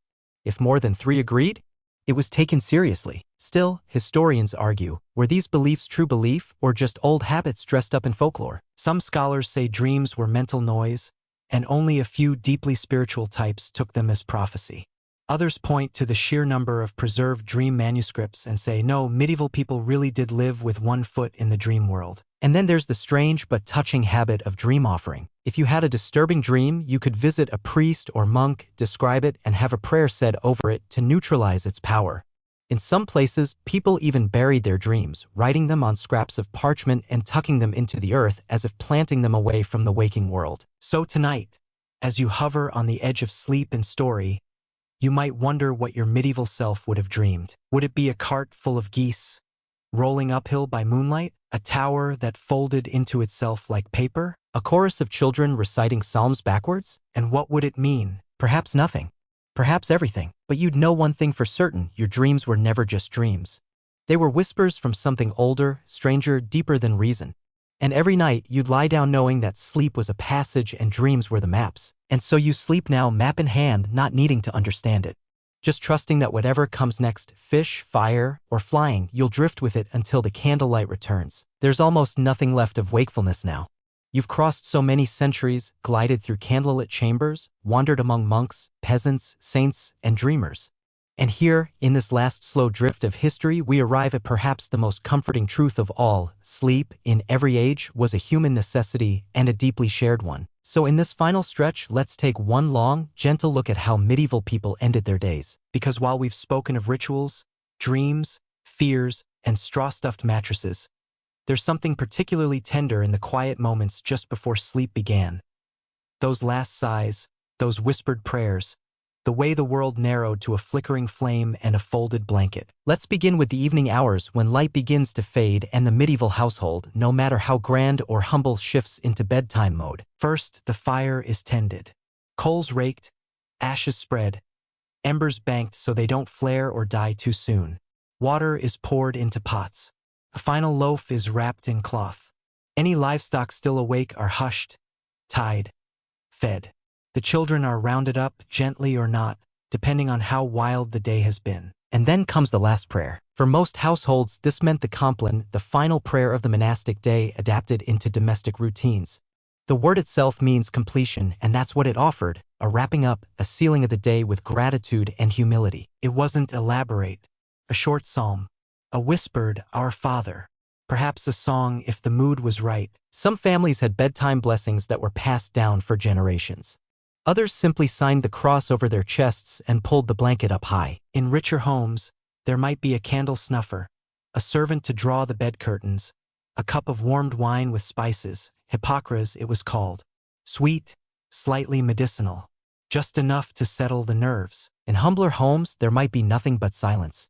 A shutter pulled tight, a prayer mumbled beneath breath, a shared glance in the dark. And then they slept, not always peacefully, not always long, but always together, because medieval sleep was a communal experience.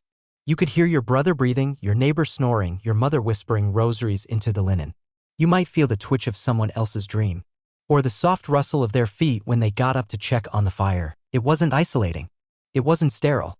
It was shared, which brings us to something subtle, but beautiful. The emotional closeness that medieval sleeping arrangements created. Today, we prize privacy, space, quiet. But back then, people lived close. They slept in clumps. Children curled against parents. Servants at the foot of their lords' beds. Even strangers on long journeys might huddle together for warmth. That proximity shaped how people saw each other. There was less shame, less distance, less pretending. You saw someone snore, drool, twitch, cry in their sleep, and you knew them deeply. You shared breath, space, dreams, and in the dark, that mattered. There's an old record of a peasant boy who died young. His mother wrote that the worst part was waking up and not hearing him breathing next to her anymore. The silence, she said, was like the moon had stopped singing. There's something in that, something very human. Because even then, even in a world of candlelight and superstition and beds stuffed with straw, people understood the deep comfort of shared sleep, of being held or simply nearby, of knowing that someone was breathing beside you in the dark. Historians still debate how restful medieval sleep really was. They analyze the records, the rituals, the lack of bed springs, the midnight vigils. Some say it was fragmented, fitful, barely restful. Others argue it followed natural circadian rhythms, made space for dreaming, and honored the soul's needs in ways we've long forgotten. But you don't need to decide. You only need to know that, no matter the hardships, plague, famine, superstition, or cold, people still found ways to sleep, to lay down their burdens, to let go. And now, so do you. You have followed this journey through shadows and stories, and now there is nothing left to do. No more flickering firelight. No more scratchy linen. No more whispered psalms. Just your breath, your body, your own second sleep. Now, let your shoulders drop just a little more. The room is completely quiet now. Everything has been said. The stories are behind you, like old friends who've walked you to the door and gently waved goodbye. There is no more narrative here. No facts to learn. No names to remember. Just the long, slow exhale of the night. Your body is heavy in the best possible way. Like you've been resting inside a stone chapel warmed by afternoon sun. Like someone's tucked a blanket around your thoughts and said, "Shoo, it's over now. You are safe. You are done." Outside, if there is wind, you cannot hear it. If there are stars, they are shining far beyond worry. You have nothing left to solve, nothing left to recall. You have traveled so far. Through hay-stuffed mattresses and monks with sleepless eyes. Through the laughter of midnight bakers and the slow, soft footsteps of nuns in their night prayers. Through the hush of dying breath and the songs of dreaming fish.